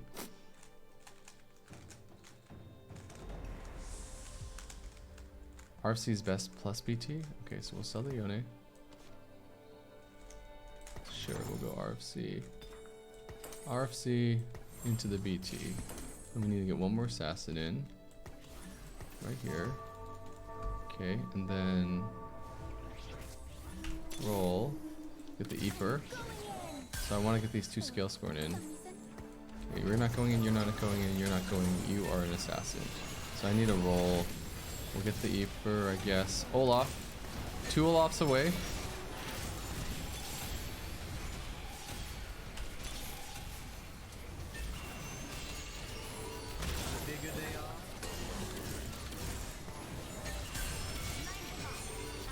Freaking Asol. Freaking Asol. Okay, hold up. Okay, I need to take the Whispers out. At least take no, Thresh needs to stay in. But I think Shen needs no, Shen is here for Bruiser and blah blah blah. So Leona needs to go. Leona needs to go 1000%. Then he goes in, and then we roll. Actually, you know what? I think I can. What I want to get is scale scoring in, right? So we level up, and then we put you in. Then we put this onto you. Pull everyone back a little bit. Put this onto you. Then we roll for. There's Talon. I want to get. Okay, hold on. So is Chiana going in? I need to clean up my bench. This goes here. Beeper, we're not going to 2. This is okay.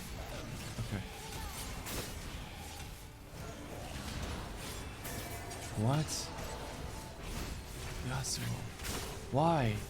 We need Olaf. We need Olaf 3 bad. We need Olaf 3 real bad. It's too slow. Yasuo's too OP, it's true. No, I refuse to allow this to be a demo game. I refuse. Why am I even bothering with this? Okay. I gotta go faster. Olaf, Aesol. One more Olaf. One more Olaf. Yes. Who am I playing against? Position for them. Yes. Huge. Okay. Now we're in business. Oh, damn it. My Olaf went to the wrong side. Huh?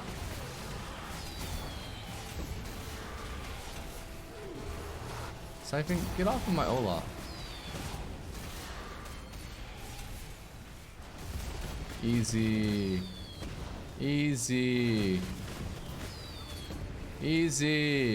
Get off of my Olaf, bitch. Okay. Now I need an item for. Oh my god. Dragons. I need an item for Braum.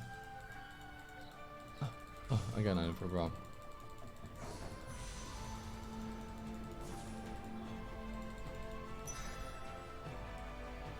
Okay. Declaw. That's our Braum item. That is our Braum item. Huge! Oh my god, we'll see how this does in this meta though, chat. We will see.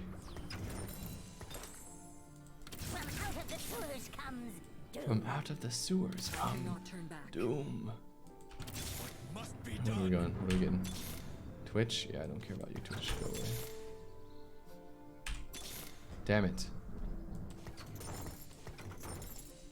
Pike? Where are you? Pike, come to me. Come home. Oh, I shouldn't move my units. Okay, not too bad. Okay, it seems doable.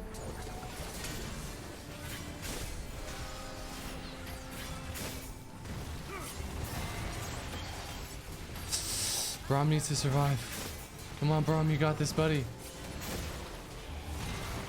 Yes, Pike. Kill the Shiryu! Kill her! Yes! Yes! Oh my god. Olaf, you got this.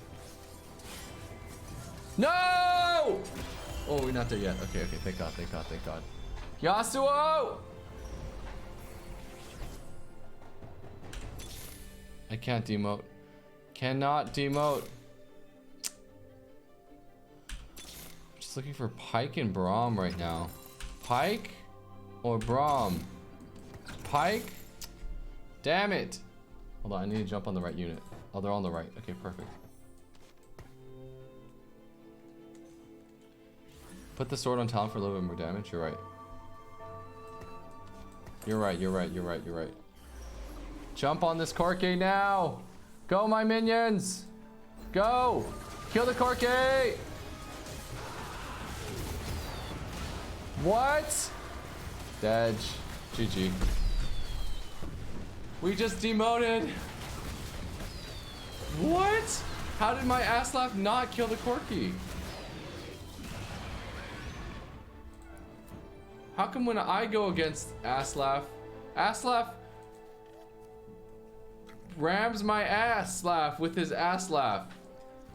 But then when I am Aslaf, I don't ram their ass laugh. I get ass laughed. What? Why? Sona ulted into a Corky crit. Oh. Wait, let me look. Okay, let me look. Who did I lose against? Durkins? Okay, so when I go this comp, what do I do? Siphon. He has Giant Slayer, Infinity Edge, i.e. on Corky. Dude, theoretically, my Olaf 3, which was right in the face of Corky, should be able to kill him. But for some reason it didn't work. What?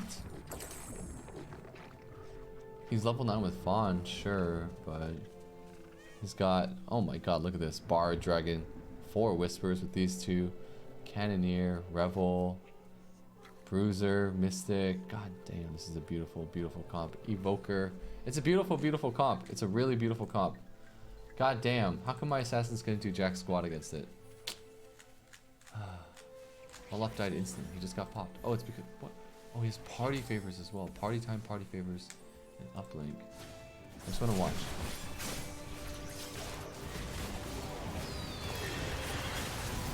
Corky didn't even do that much damage against Yasuo.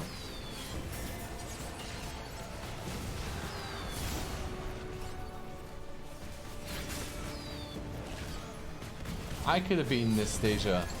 I could have beaten this player for sure. Damn.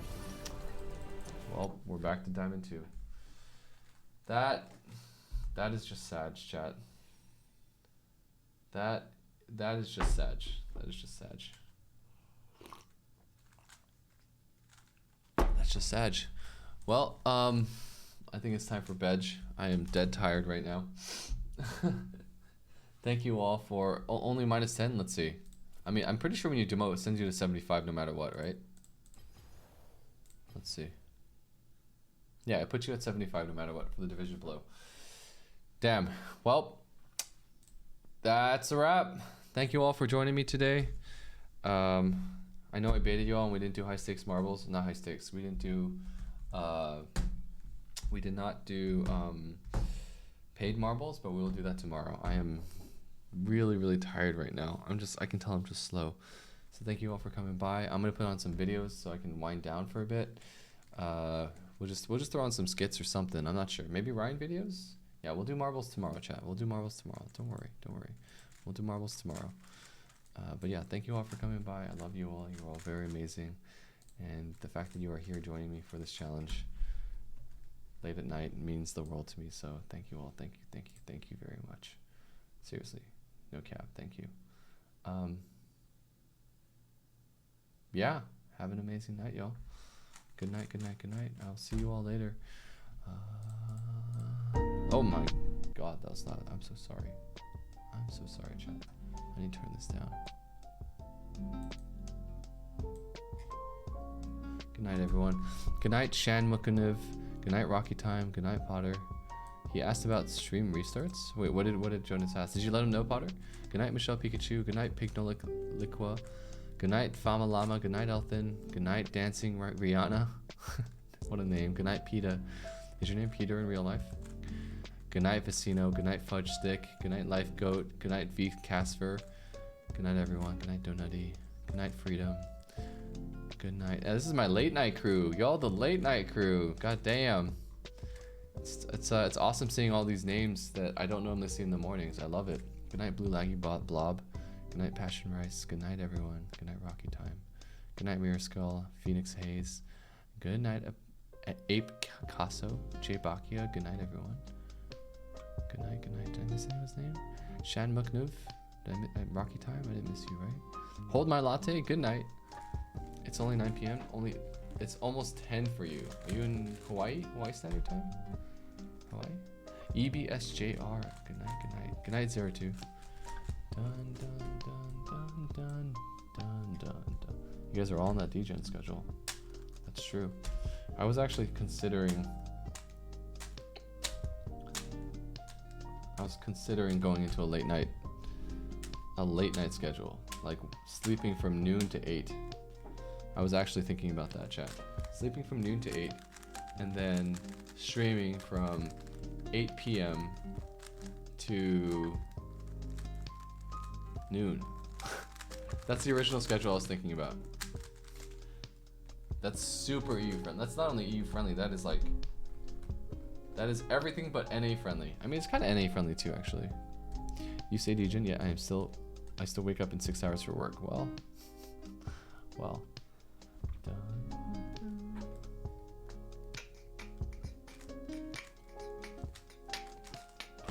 Well, have a very, very good night, everyone.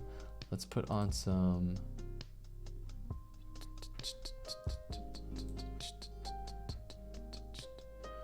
I'm done. Do another hot ones.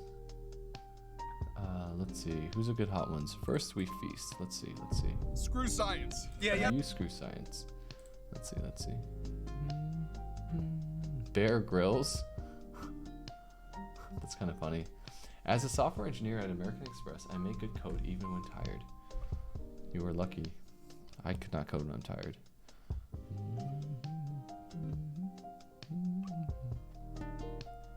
Post Malone gets smoked out again. Leslie Jones.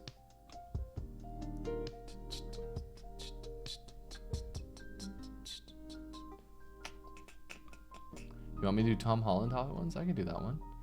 Tom Holland hot ones. Where's he at? Tom Holland. Where you at, Tom? Where you at, Tommy boy? Tommy, where you at? Tommy. Oh,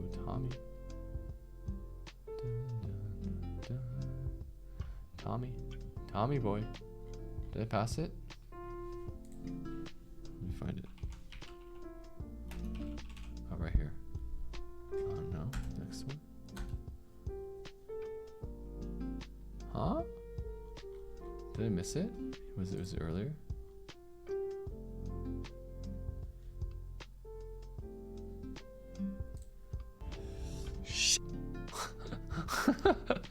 Gordon Ramsay. A she.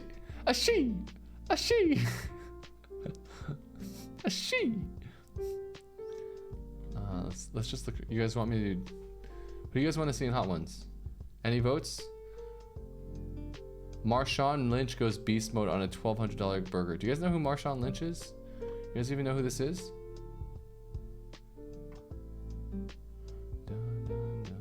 Tom Scott? Who's Tom Scott? Oh, it was back in the Gordon Ramsay one.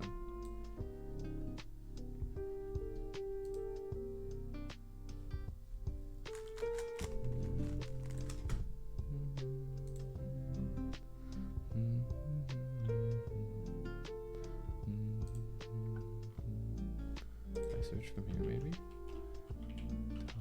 Tom Holland.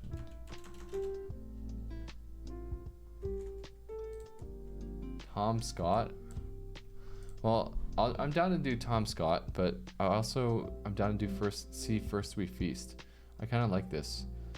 All right, let's look who we like. Kind of want to see either Post Malone or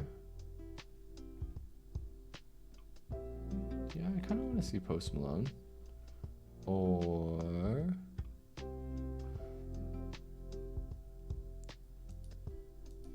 nah, let's do Post Malone. Timmy was saying that he really wanted to see this, or he watched it and he loved it. Let's see. All right, Post Malone. Do I get to take some of these home? You get to actually take. Wait, are these all the shorts? What? I'm so confused.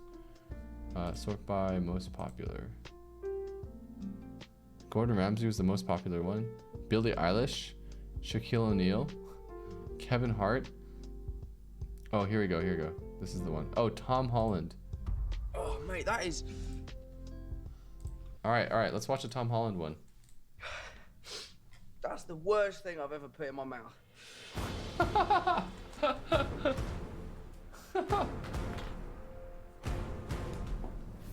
Hey, what's going on, everybody? For First We Feast, I'm Sean Evans, and you're watching Hot Ones. It's the show with hot questions and even hotter wings. And today we close out season 16 with Tom Holland. He began his career at 12 years old in the West End production of Billy Elliot. Now he's one of Hollywood's biggest box office draws, from award-winning performances in The Impossible to the Marvel Cinematic Universe. And on the topic of the latter, he stars in what's sure to be one of the year's biggest films, Spider-Man: No Way Home, which is set to release in theaters on December 17th. Tom Holland, welcome to the show. Hello, mate. Thank you for having me.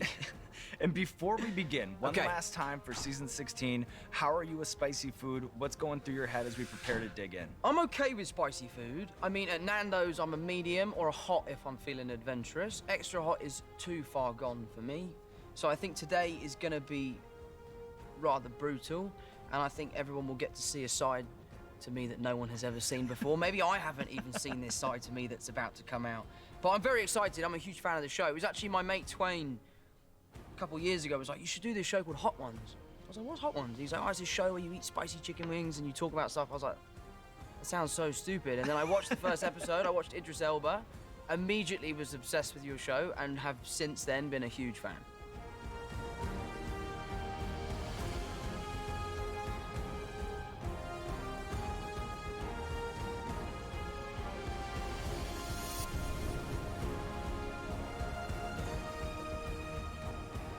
The classic hot sauce. Okay?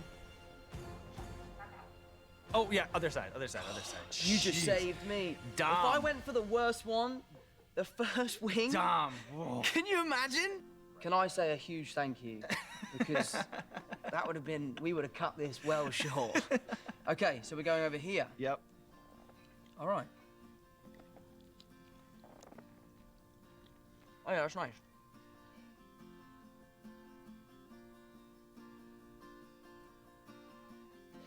Wow, I am getting a bit of a kick now, though. Mm-hmm. So, Spider-Man No Way Home Okay. features the return of Alfred Molina as Dr. Octopus, a role that he had more than 15 years ago, which I imagine is a unique situation for an actor. Yeah. Can you recall an instance of his mind being blown by the technology and innovation that goes into making Spider-Man movies today? That's got a delayed reaction. The old classic hot sauce there. Obviously, when he was making the film, I think it was 2002, maybe. Mm-hmm. His arms, his sort of robotic arms, were puppets. They were like real, tangible things, and they'd have a guy on each one, and they would puppeteer them while he was performing. So he had to work in tandem with the other four guys. On this film, obviously, technology is advanced. CGI has become so, prevalent in these films. So it was amazing seeing him have a bit more freedom on set with the way he could move without having to rely on other people. We had this thing called a toothpick rig, which is like a long bar, almost like a crane, with a platform on one end and weights on the other, and they put him on that crane so they can move him around so that it looks like the arms are carrying him, and he loved it. Like, he absolutely loved it. But the funny thing is that you'd be talking to him and he'd be attached to the rig, and because he has no control over where he goes, he'd be talking to you and he'd be like, yeah, so Tom, I'm from South London, and then he would just suddenly disappear, and he'd be like, oh, fucking hell, mate, I'll see you later. So it was a plevage. Sorry, the spices. Do you know what it is? I've got still chicken in my teeth. Right. Oh. And it comes. I know that all too well. There's lots of times where I'm putting up a front like it's not bothering me, but every episode. But it was a privilege to get to work with Alfred. He was a good guy. I really liked working with him.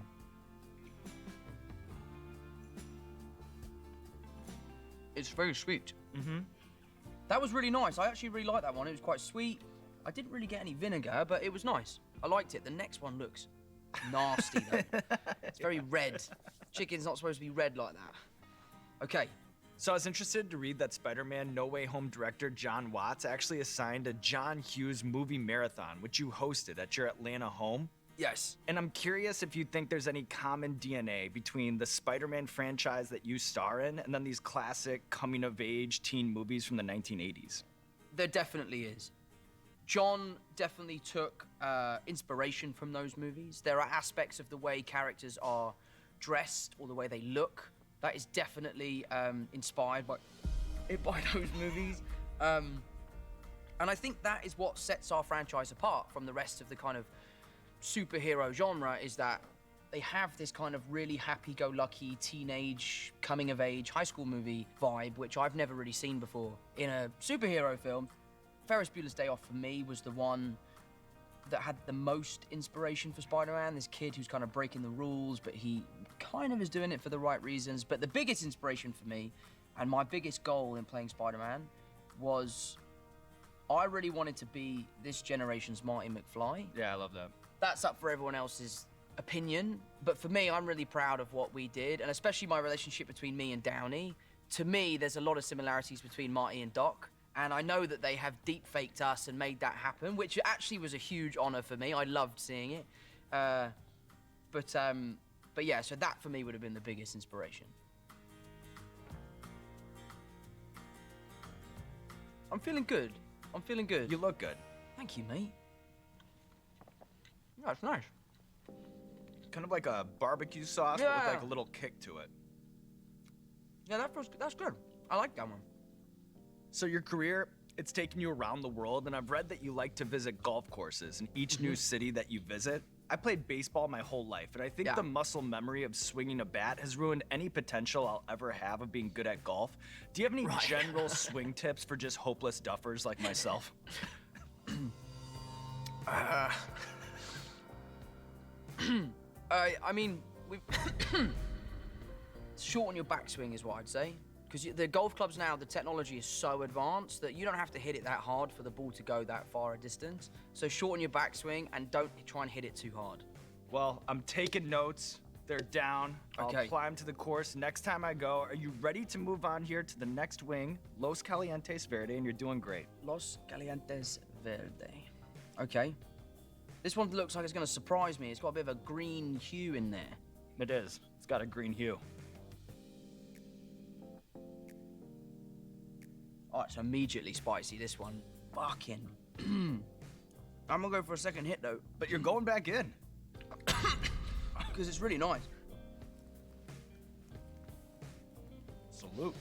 Oh, shit. Okay. Wow. Wow. This is such a good idea for an interview. Because my brain is all over the place. You could ask me anything. We've got him. And I would be so honest.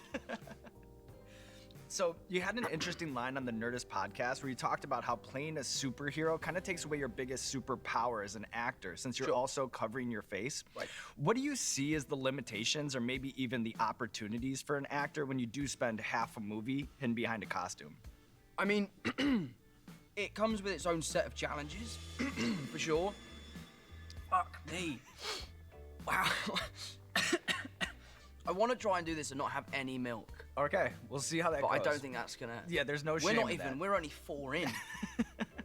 It's definitely difficult. I mean, as an actor, you use expression with your face to convey emotion. And when you take that away, you have to figure out how to do it with your physicality. So if you took off the Spider-Man suit and I behaved the way I would while in the suit, you'd think I was a crazy person and acting way, way too much and too big. But cover up your face, all of a sudden those bigger reactions feel normal. My secret weapon is that I will always pretend like my arms are dead, so that when I move, my arms kind of swing around, and so Peter Parker's hands are always doing the most crazy stuff. And for me, that has been a really good way of like making him feel youthful while also in moments of peril and stuff like that. But it's also sometimes a great thing, like if I've gone out the night before and had a little bit too much to drink, if I've got a mask on, no one knows, so it's fine. I'm supposed to be going to a Lakers game tonight. I'm gonna have to go and shit after every quarter. Let's do this. Revolutionary. This one's a little... Yeah. One's good. That is revolutionary. Yeah. Fucking hell. As advertised. Wow. All right, Tom, we have a recurring segment on our show called Explain That Gram, where we do a deep dive on our guest Instagram, pull interesting pictures that need more context. So we'll show you the picture over here on the monitor. Oh, Johnny B. A fellow season 16 Hot Ones alum right there. Right. I love him so much. He's one of the greatest guys I've ever met. I remember doing a scene with him. I told this story yesterday, actually. And I said to him, sometimes as an actor, if you're doing a scene that requires, like, real stress, I find it quite helpful if someone kind of roughs me up a little bit. And I said to John, I was like, mate, listen, before the scene, could you just rough me up a bit? And you know, just scare me a little bit, please. And he was like, nah, man, I don't want to do that. Like, you're my little brother.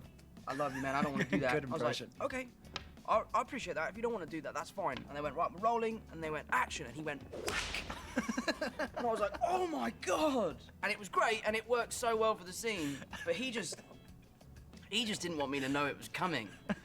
But he properly cracked me one. I look back on that as a very fond experience, and meeting him was, you know, one of the highlights. We haven't had the chance to work together since, but I would love to.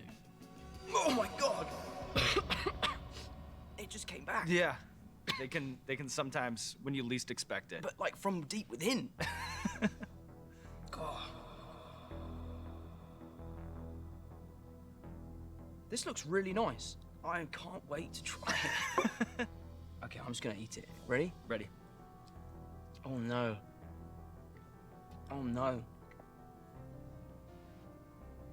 Oh, it's not that bad. At first. At first. Oh, it comes. Oh yeah. Yeah. Starts Oh, wow. to grow on you a little bit. It's so interesting, isn't it? How it hits you like, wow. That's amazing. Sometimes I really try to figure out how to make my voice sound cooler. If I'm doing scenes, I just need to eat fucking spicy We figured chicken out wings. a technique here today. Wow. Okay. I'm gonna go for a second hit because I want to Okay, then I'm going back see into how that. Okay.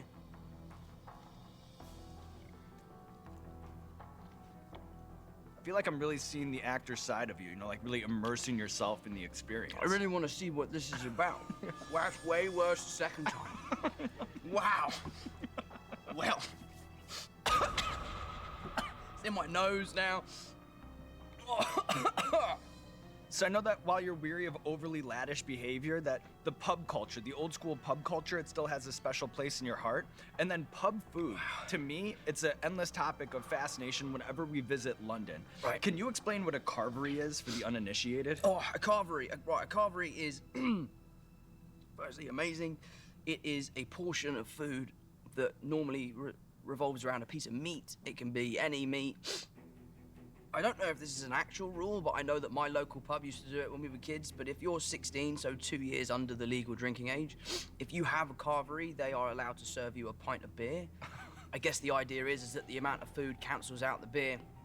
Obviously, as kids, we would abuse that rule and go and not eat the food and just drink a beer.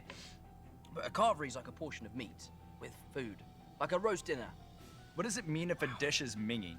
Minging means it's disgusting. Like that last wing was minging. Well, if you thought that was minging, we'll see what you think about the next one. The milk looks so good. Wow. Oh yeah. That's not that bad. Wow. That one's not bad. I like that one. Yeah, it's tasty. It's the second hit. I think it's when you go back in. Listen, I didn't come here to play. I can come tell. here to eat these chicken wings. So there's a lot of lore surrounding that 10-minute long tsunami scene that opens up The Impossible, your feature film debut. Yeah. Is it true that you guys only had one shot of doing that because to rebuild the set and shoot it again would have blown the budget? Yes. Oh my gosh. Essentially, what they did is they built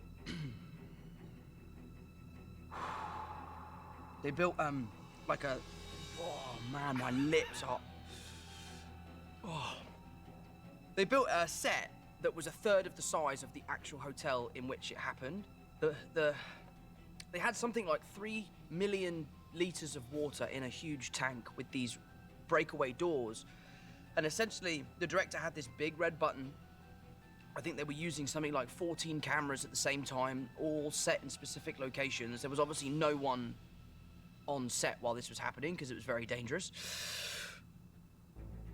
Oh my God. Then they hit the button and the water came out and destroyed the set, and it was incredibly impressive to witness. It looks great in the film, and then obviously what they do is they upscale it. So the third size model then looks full size, and then they put us in, they comp us in. And it was amazing, it was really incredible. And that's the end of my story. And fuck me, that is so spicy. Is it true that you blew a Star Wars audition because you couldn't contain your laughter reading lines opposite someone pretending to be a droid? Yeah, that's very true. I don't think that's the reason why I didn't get the role. I think John Boyega was just better for the role than me. But I just remember thinking, there's no way this lady's gonna read the robot's lines opposite me just because that would be ridiculous. And I don't remember what my line was, but it was, let's get back to the Falcon. And then this lady, bless her, would sit there with full commitment, and she just was like, and I just remember thinking, the first time she did it, I went, oh, that's funny. Oh, wow.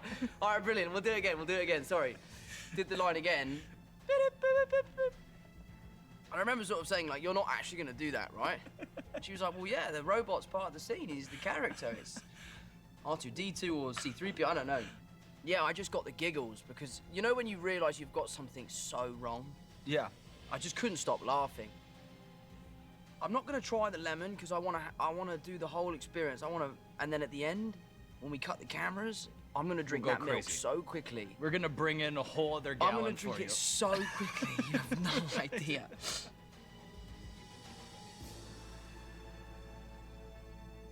Let's do it. The bomb. All right, ready? Yep. Let's do it. Oh, I've gone for the bone. Oh, wow. Oh, yeah. Oh, no, I didn't even put it in my mouth. And whoa. Victoria just went like this. Oh, no. Mm-hmm. Oh, mate. Oh, mate. That is so bad. Uh-huh. You and me, same page there. Fucking hell. Do you finger lick, or do you at this stage, are you just... I just survive. Oh my God, that is At so this bad. stage, I just survive.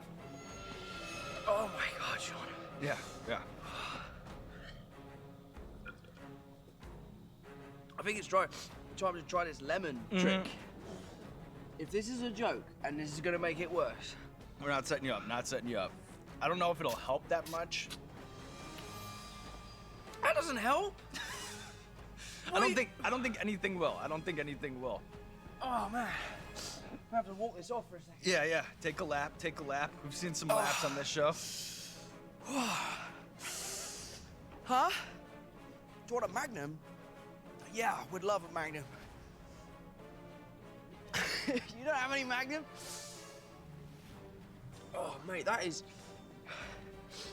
the worst thing I've ever put in my mouth. Wow, I feel so sick. You okay? I'm fantastic, man. I'm having the time of my life. Whoa. I feel like I just got like Botox, but had no anesthesia or something. Not that I've ever had Botox, I know what it feels like, but that's where the whole world's like, he's had Botox.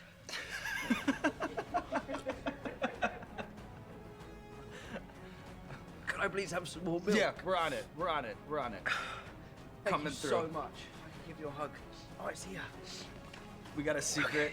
Dom is always here. Okay, thank with you, the Dom. milk. I appreciate it. So, tell me, Paul Rudd's episode. Yeah, yeah. Our favorite episode. Oh, that's I'm sure such you a know high why. compliment. Yeah. Look at us. Look at us. Look at us. Who would have thought? Who would have thought, mate? Fuck. Me.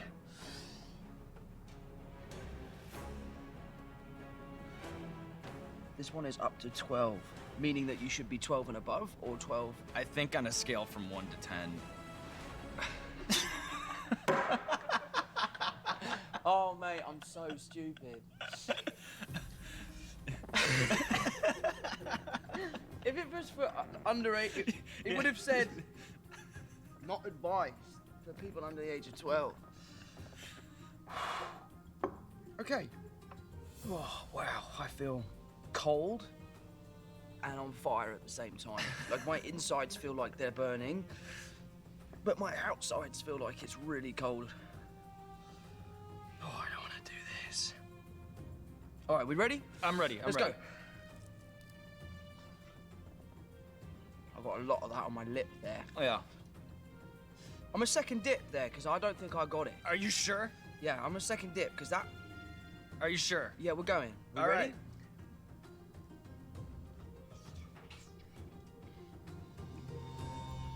Oh yeah, that's spicy, man. Oh wow. Oh yeah, wow. Okay. So I'm always amused when I hear you say that people confuse you from one of those British actors with classic training, remarking that you went only to 2% of drama school classes. What do you think an actor learns just going directly into the industry, talking to directors, being on set that maybe they wouldn't pick up if they went to a prestigious drama school like RADA? I think that sometimes a benefit of not going to drama school is going in fresh and allowing your teachers to be the director, you know. And this is a piece of advice I got from Robert Downey, actually, to let my body do the work rather than thinking about everything. So for me, I tend to learn my lines the morning of so that the moment I'm saying them, they're as fresh as possible. And is that doctor here? Fuck. Wow. I'm not joking. No, I'm joking. Okay, well. He's a good actor. He's a good actor. This might be the best milk Right. It's I've like, ever had. like an oasis. Like you've been walking through the desert. That's exactly what it feels like. Right, the last one on the list. Let me change my Apollo. title.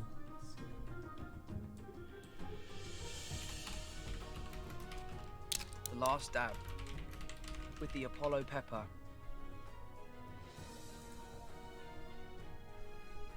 Okay. All right, let's do this. Last dab. But I have to say, you know, whoa! That's too much, is it? Listen, I've committed now. It's there. Looks very. That looks like. Maybe hit that with a little. No, I've done it. I've made my bed. I'm gonna lay in it. Okay.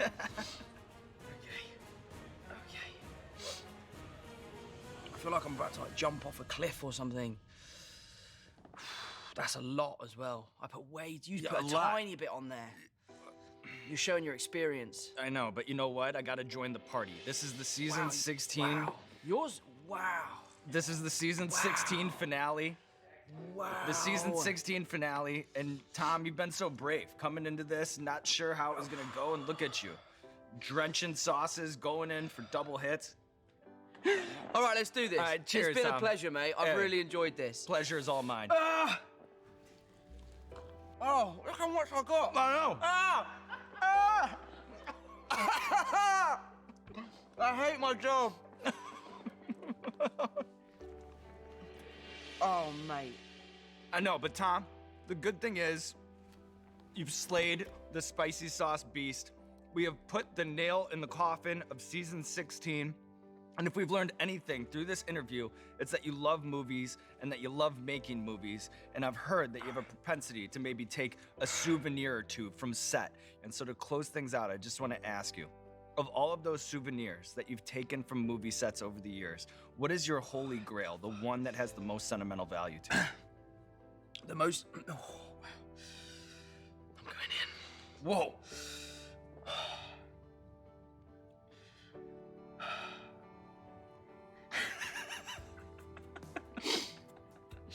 Next time I do a crying scene, I'm calling you, and you gotta send me this hot sauce. I will show up on set. I will show up on set. My favorite souvenir was actually given to me. Well, it wasn't given to me, it was given to my little brother Paddy.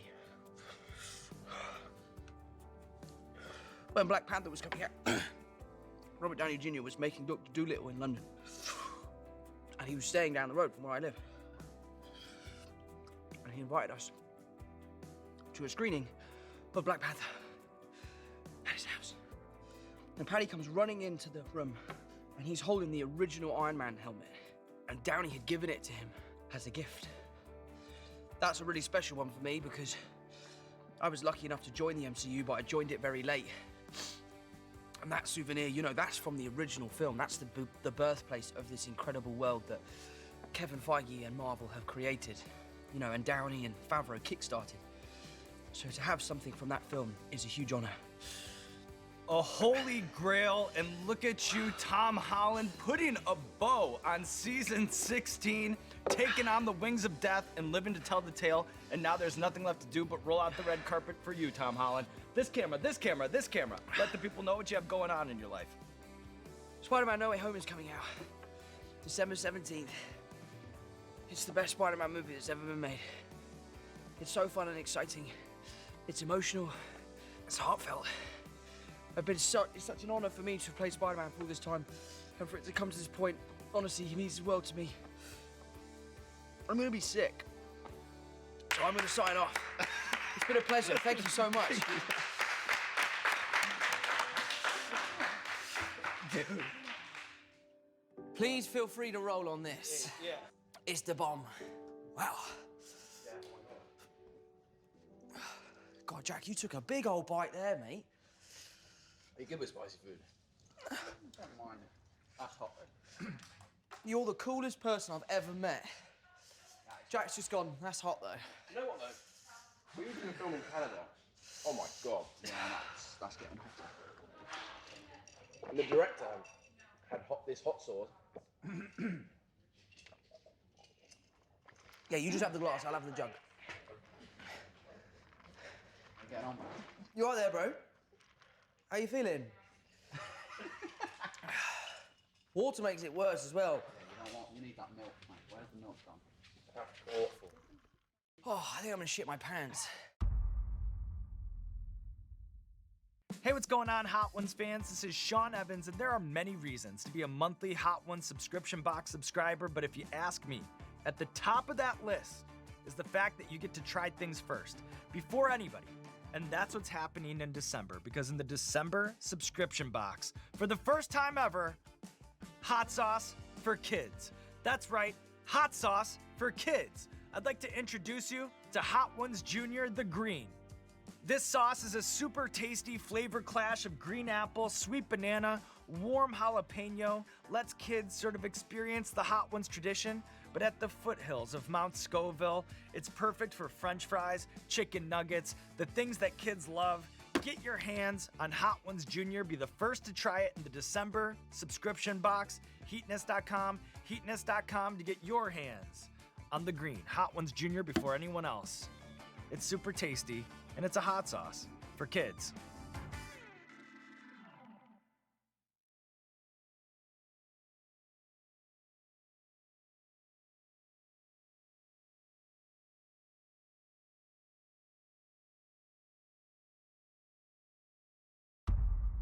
Oops. I just had a little spit up. Yeah, it's getting hot now.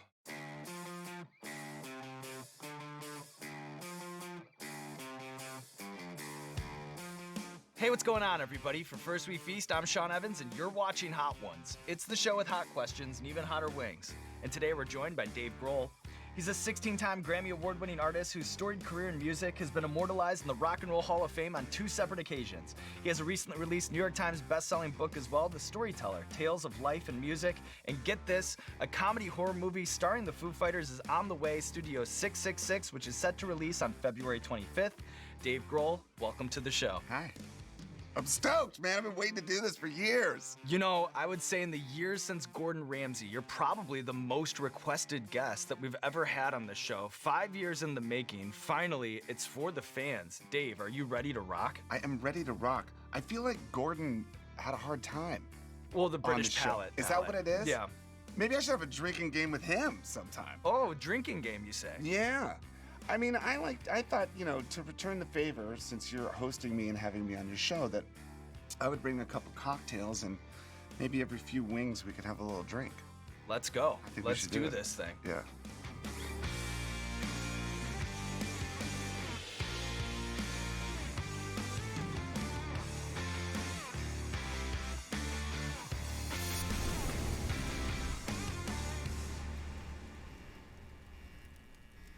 Let's just do one little shot. Let's do it. Okay. Let's do it.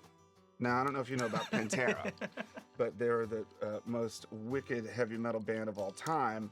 And they would do these shots, they call them Blacktooth Grins. And you can make it a few different ways, but it's basically like a little bit of Crown, a little bit of Coke. This is getting messy. And a sweet little fucking cocktail like this. They go back smooth. Cheers. Cheers. To Pantera. To Pantera. So we're going to hit one of these real quick. Hell yeah. They work too. There we go. You gotta fucking be careful with that shit.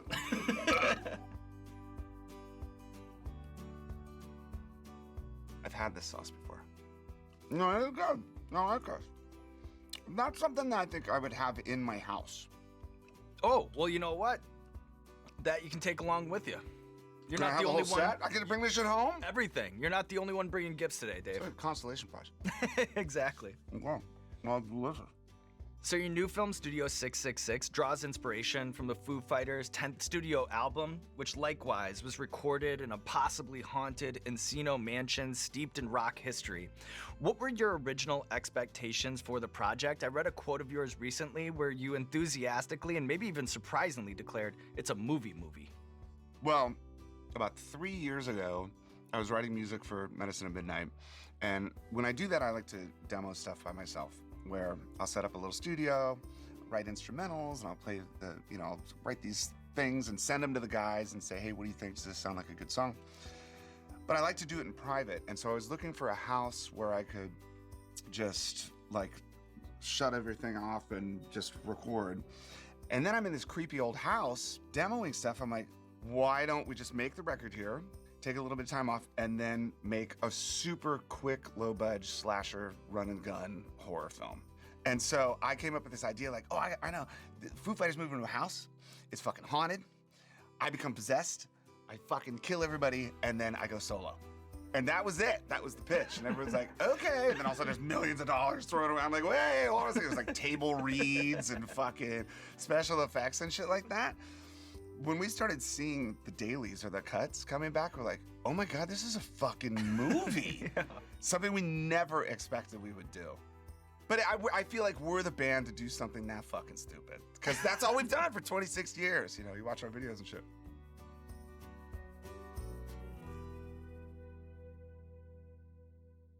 Cedar smoked garlic. I like anything smoked, I gotta be honest. That would go, I would hit some brisket with that. You know what? That's such an amazing segue here to the next question, because your deep and abiding love of barbecue, you have a quote that I think would make any food writer jealous, where you say, you create a recipe as you would a song. You prepare a meal as you would a record. When people come back for seconds, well, that's your encore. What's the key to a good rub in your opinion? Simplicity. So I just like a real good mixture of just salt and pepper, because that'll really always bring out, whether it's pork or beef. You can get fancy with sugars. You can get fancy with cumin and things like that. But I'm really simple when it comes to that stuff, because it really comes down to the time and the temperature and the smoke. And if you let all of those things like sit and rest at the right place for the right amount of time, you want the taste of the meat, more so than the taste of a rub. That's just me. I mean, I love sweet barbecue too. But man, I love it when it's just like a real good piece of meat that's smoked perfectly right. They're the two types of barbecue chefs. There's like the ones that are like really get into the molecular breakdown and the fucking science of barbecue. And then there's the other guys that just take a pig and throw it on a fire and fucking wait around. And like, they're both amazing.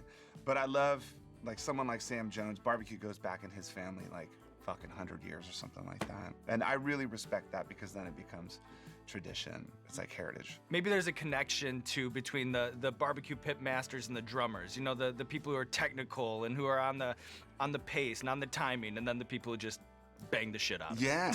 Well, that's every drummer's best excuse. Like, I'm a field drummer. Like, I don't know how to, and that's just because they don't fucking know how to do the fancy shit. Like, that's me. Like, no, man, I'm like a disco drummer because I'm not fucking good enough to play Rush. That's basically what it is.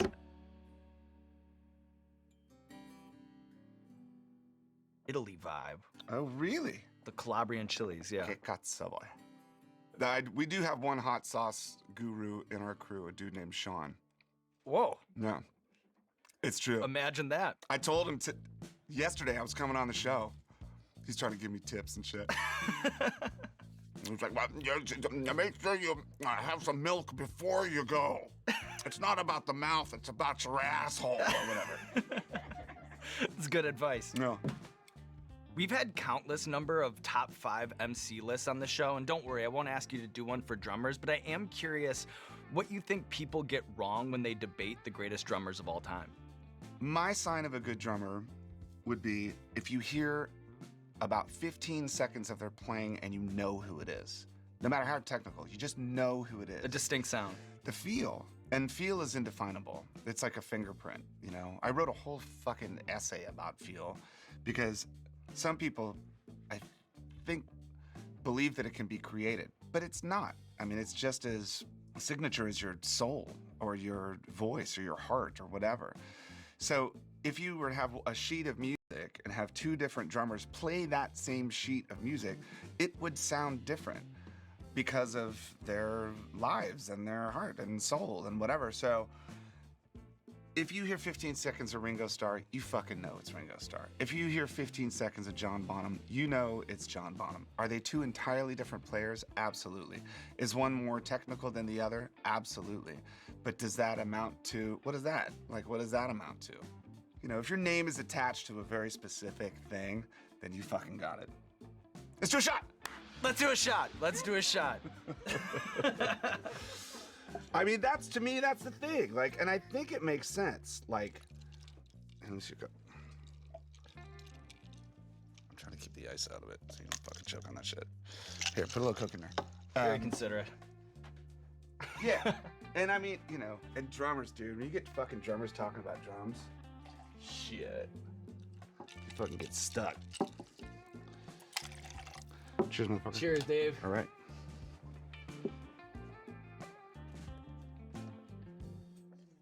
That was a big ass shot. Woo! Angry Phoenix. It sounds like a fucking Tenacious D song. Oh, it's got Scotch bonnets in it. Mm-hmm. You know, I spend a lot of time on YouTube. You do? Because I have the attention span of a gnat. And I do enjoy watching people fucking themselves up with hot sauce. You've seen the Hot One show before, maybe? A couple times. I mean, I could fucking rail off all of my favorite episodes. I got some faves. I gotta be honest. I love watching it. I thought Billie Eilish did great. Amazing. She did a good job. Doing laps, running laps around the Gordon studio. Ramsay, just pissed the whole fucking time. Over 170 F-bombs, I think, in that first That's episode. a lot. The D. Classic. Classic. You know, actually, I'm a huge fan of Thundercat. I love Thundercat. I mean, his music's fucking amazing. He's a genius. Mhm. Like, I really think he's a genius. And I met him for the first time about a month ago at a party. Oh, awesome. He was on a dance floor, just fucking dancing like this. And so I went up behind him and just started coming up around him like this. And his girlfriend's looking at me. She's laughing, but he has no idea who it is. And then finally I spun him around. I'm right in his face. He's like, hey! And I didn't say anything about his music. I was like, dude, you're the best fucking Hot Ones episode I've ever seen in my life. Oh. Well, you know what? Next time I see him, I can't wait to get that story out of him. He's the fucking king. Oh, that's awesome. Yeah, he's I great. love that. This is everything I dreamed it to be. You having a good Yeah. time? Yeah, I can taste blood. This is great.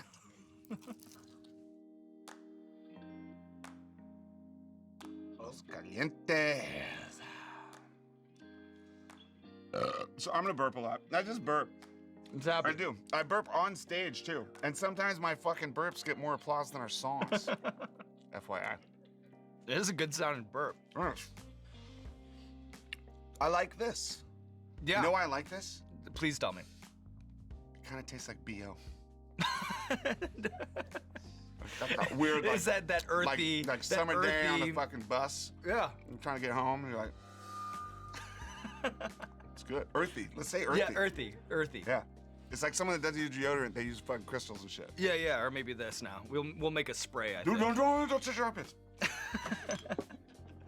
All right, Dave, we have a recurring segment on our show called Explain That Gram, where we do a deep dive on our guest's Instagram, pull interesting pictures that need more context. So we'll Okay. pull the picture up over here on the monitor. You just tell us the bigger story. Okay. All right, first things first. In 2015, you famously finished a show in Sweden after falling off the stage 2 songs in and severely breaking your leg. What's the second most severe injury that you've ever suffered while performing? While performing, and we're getting hit in the face. What is going on? What are we watching right now? What is this?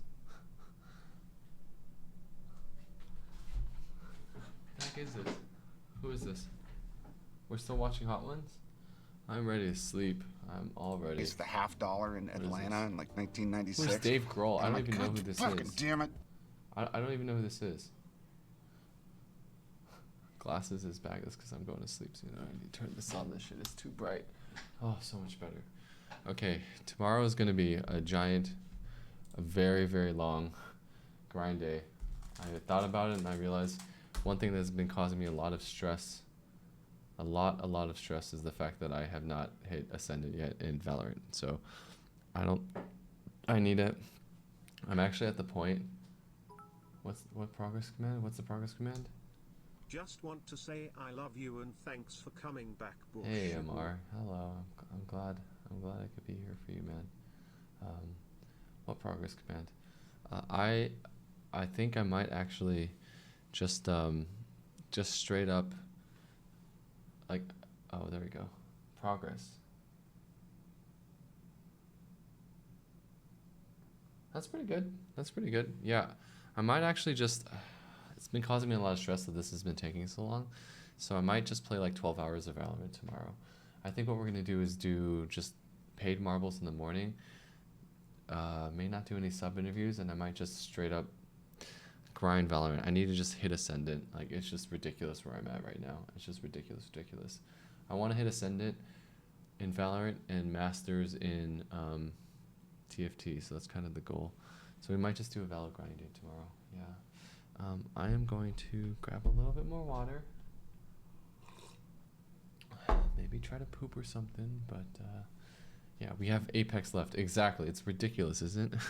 I've been here for 19 days now. We're finishing up to day 19. Crazy. Play both the games at the same time? No, my computer can't handle that. So I'm actually going to swap over to just like good night music. Back to good night music. How was this?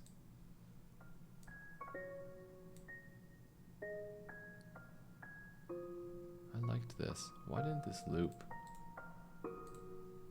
This was awesome. We expected 2 weeks TFT plus 2 weeks Valorant. So you're still 10 days ahead. Did we expect 2 weeks TFT? I don't know if that's true. I expected 1 week TFT. 1 week. But if I can hit Ascendant and Masters, I'd be proud to tweet that out. I'd be really, really proud. Alright, it is BEDGE time, chat. Have a very, very good night. You guys are all amazing. Incredible, incredible people. Thank you for being here with me through thick and thin. I really, really, really do appreciate it. Seriously. You guys don't understand what this means to me, so thank you. Valor grind day tomorrow. Yeah.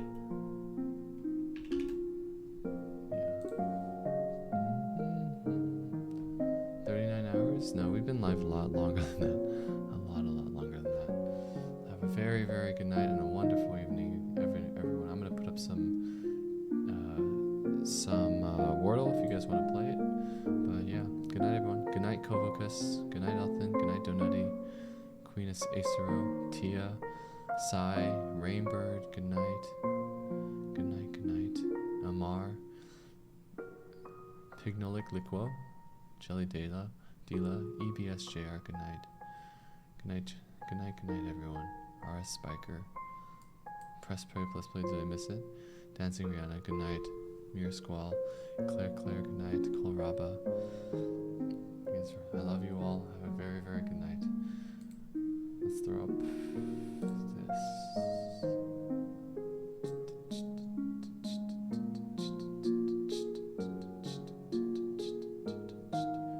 this. Sag? Someone put Sag? Oh, Viek, I didn't skip you? I'm so sorry. Rayu, good night. I am so sorry. Donutty?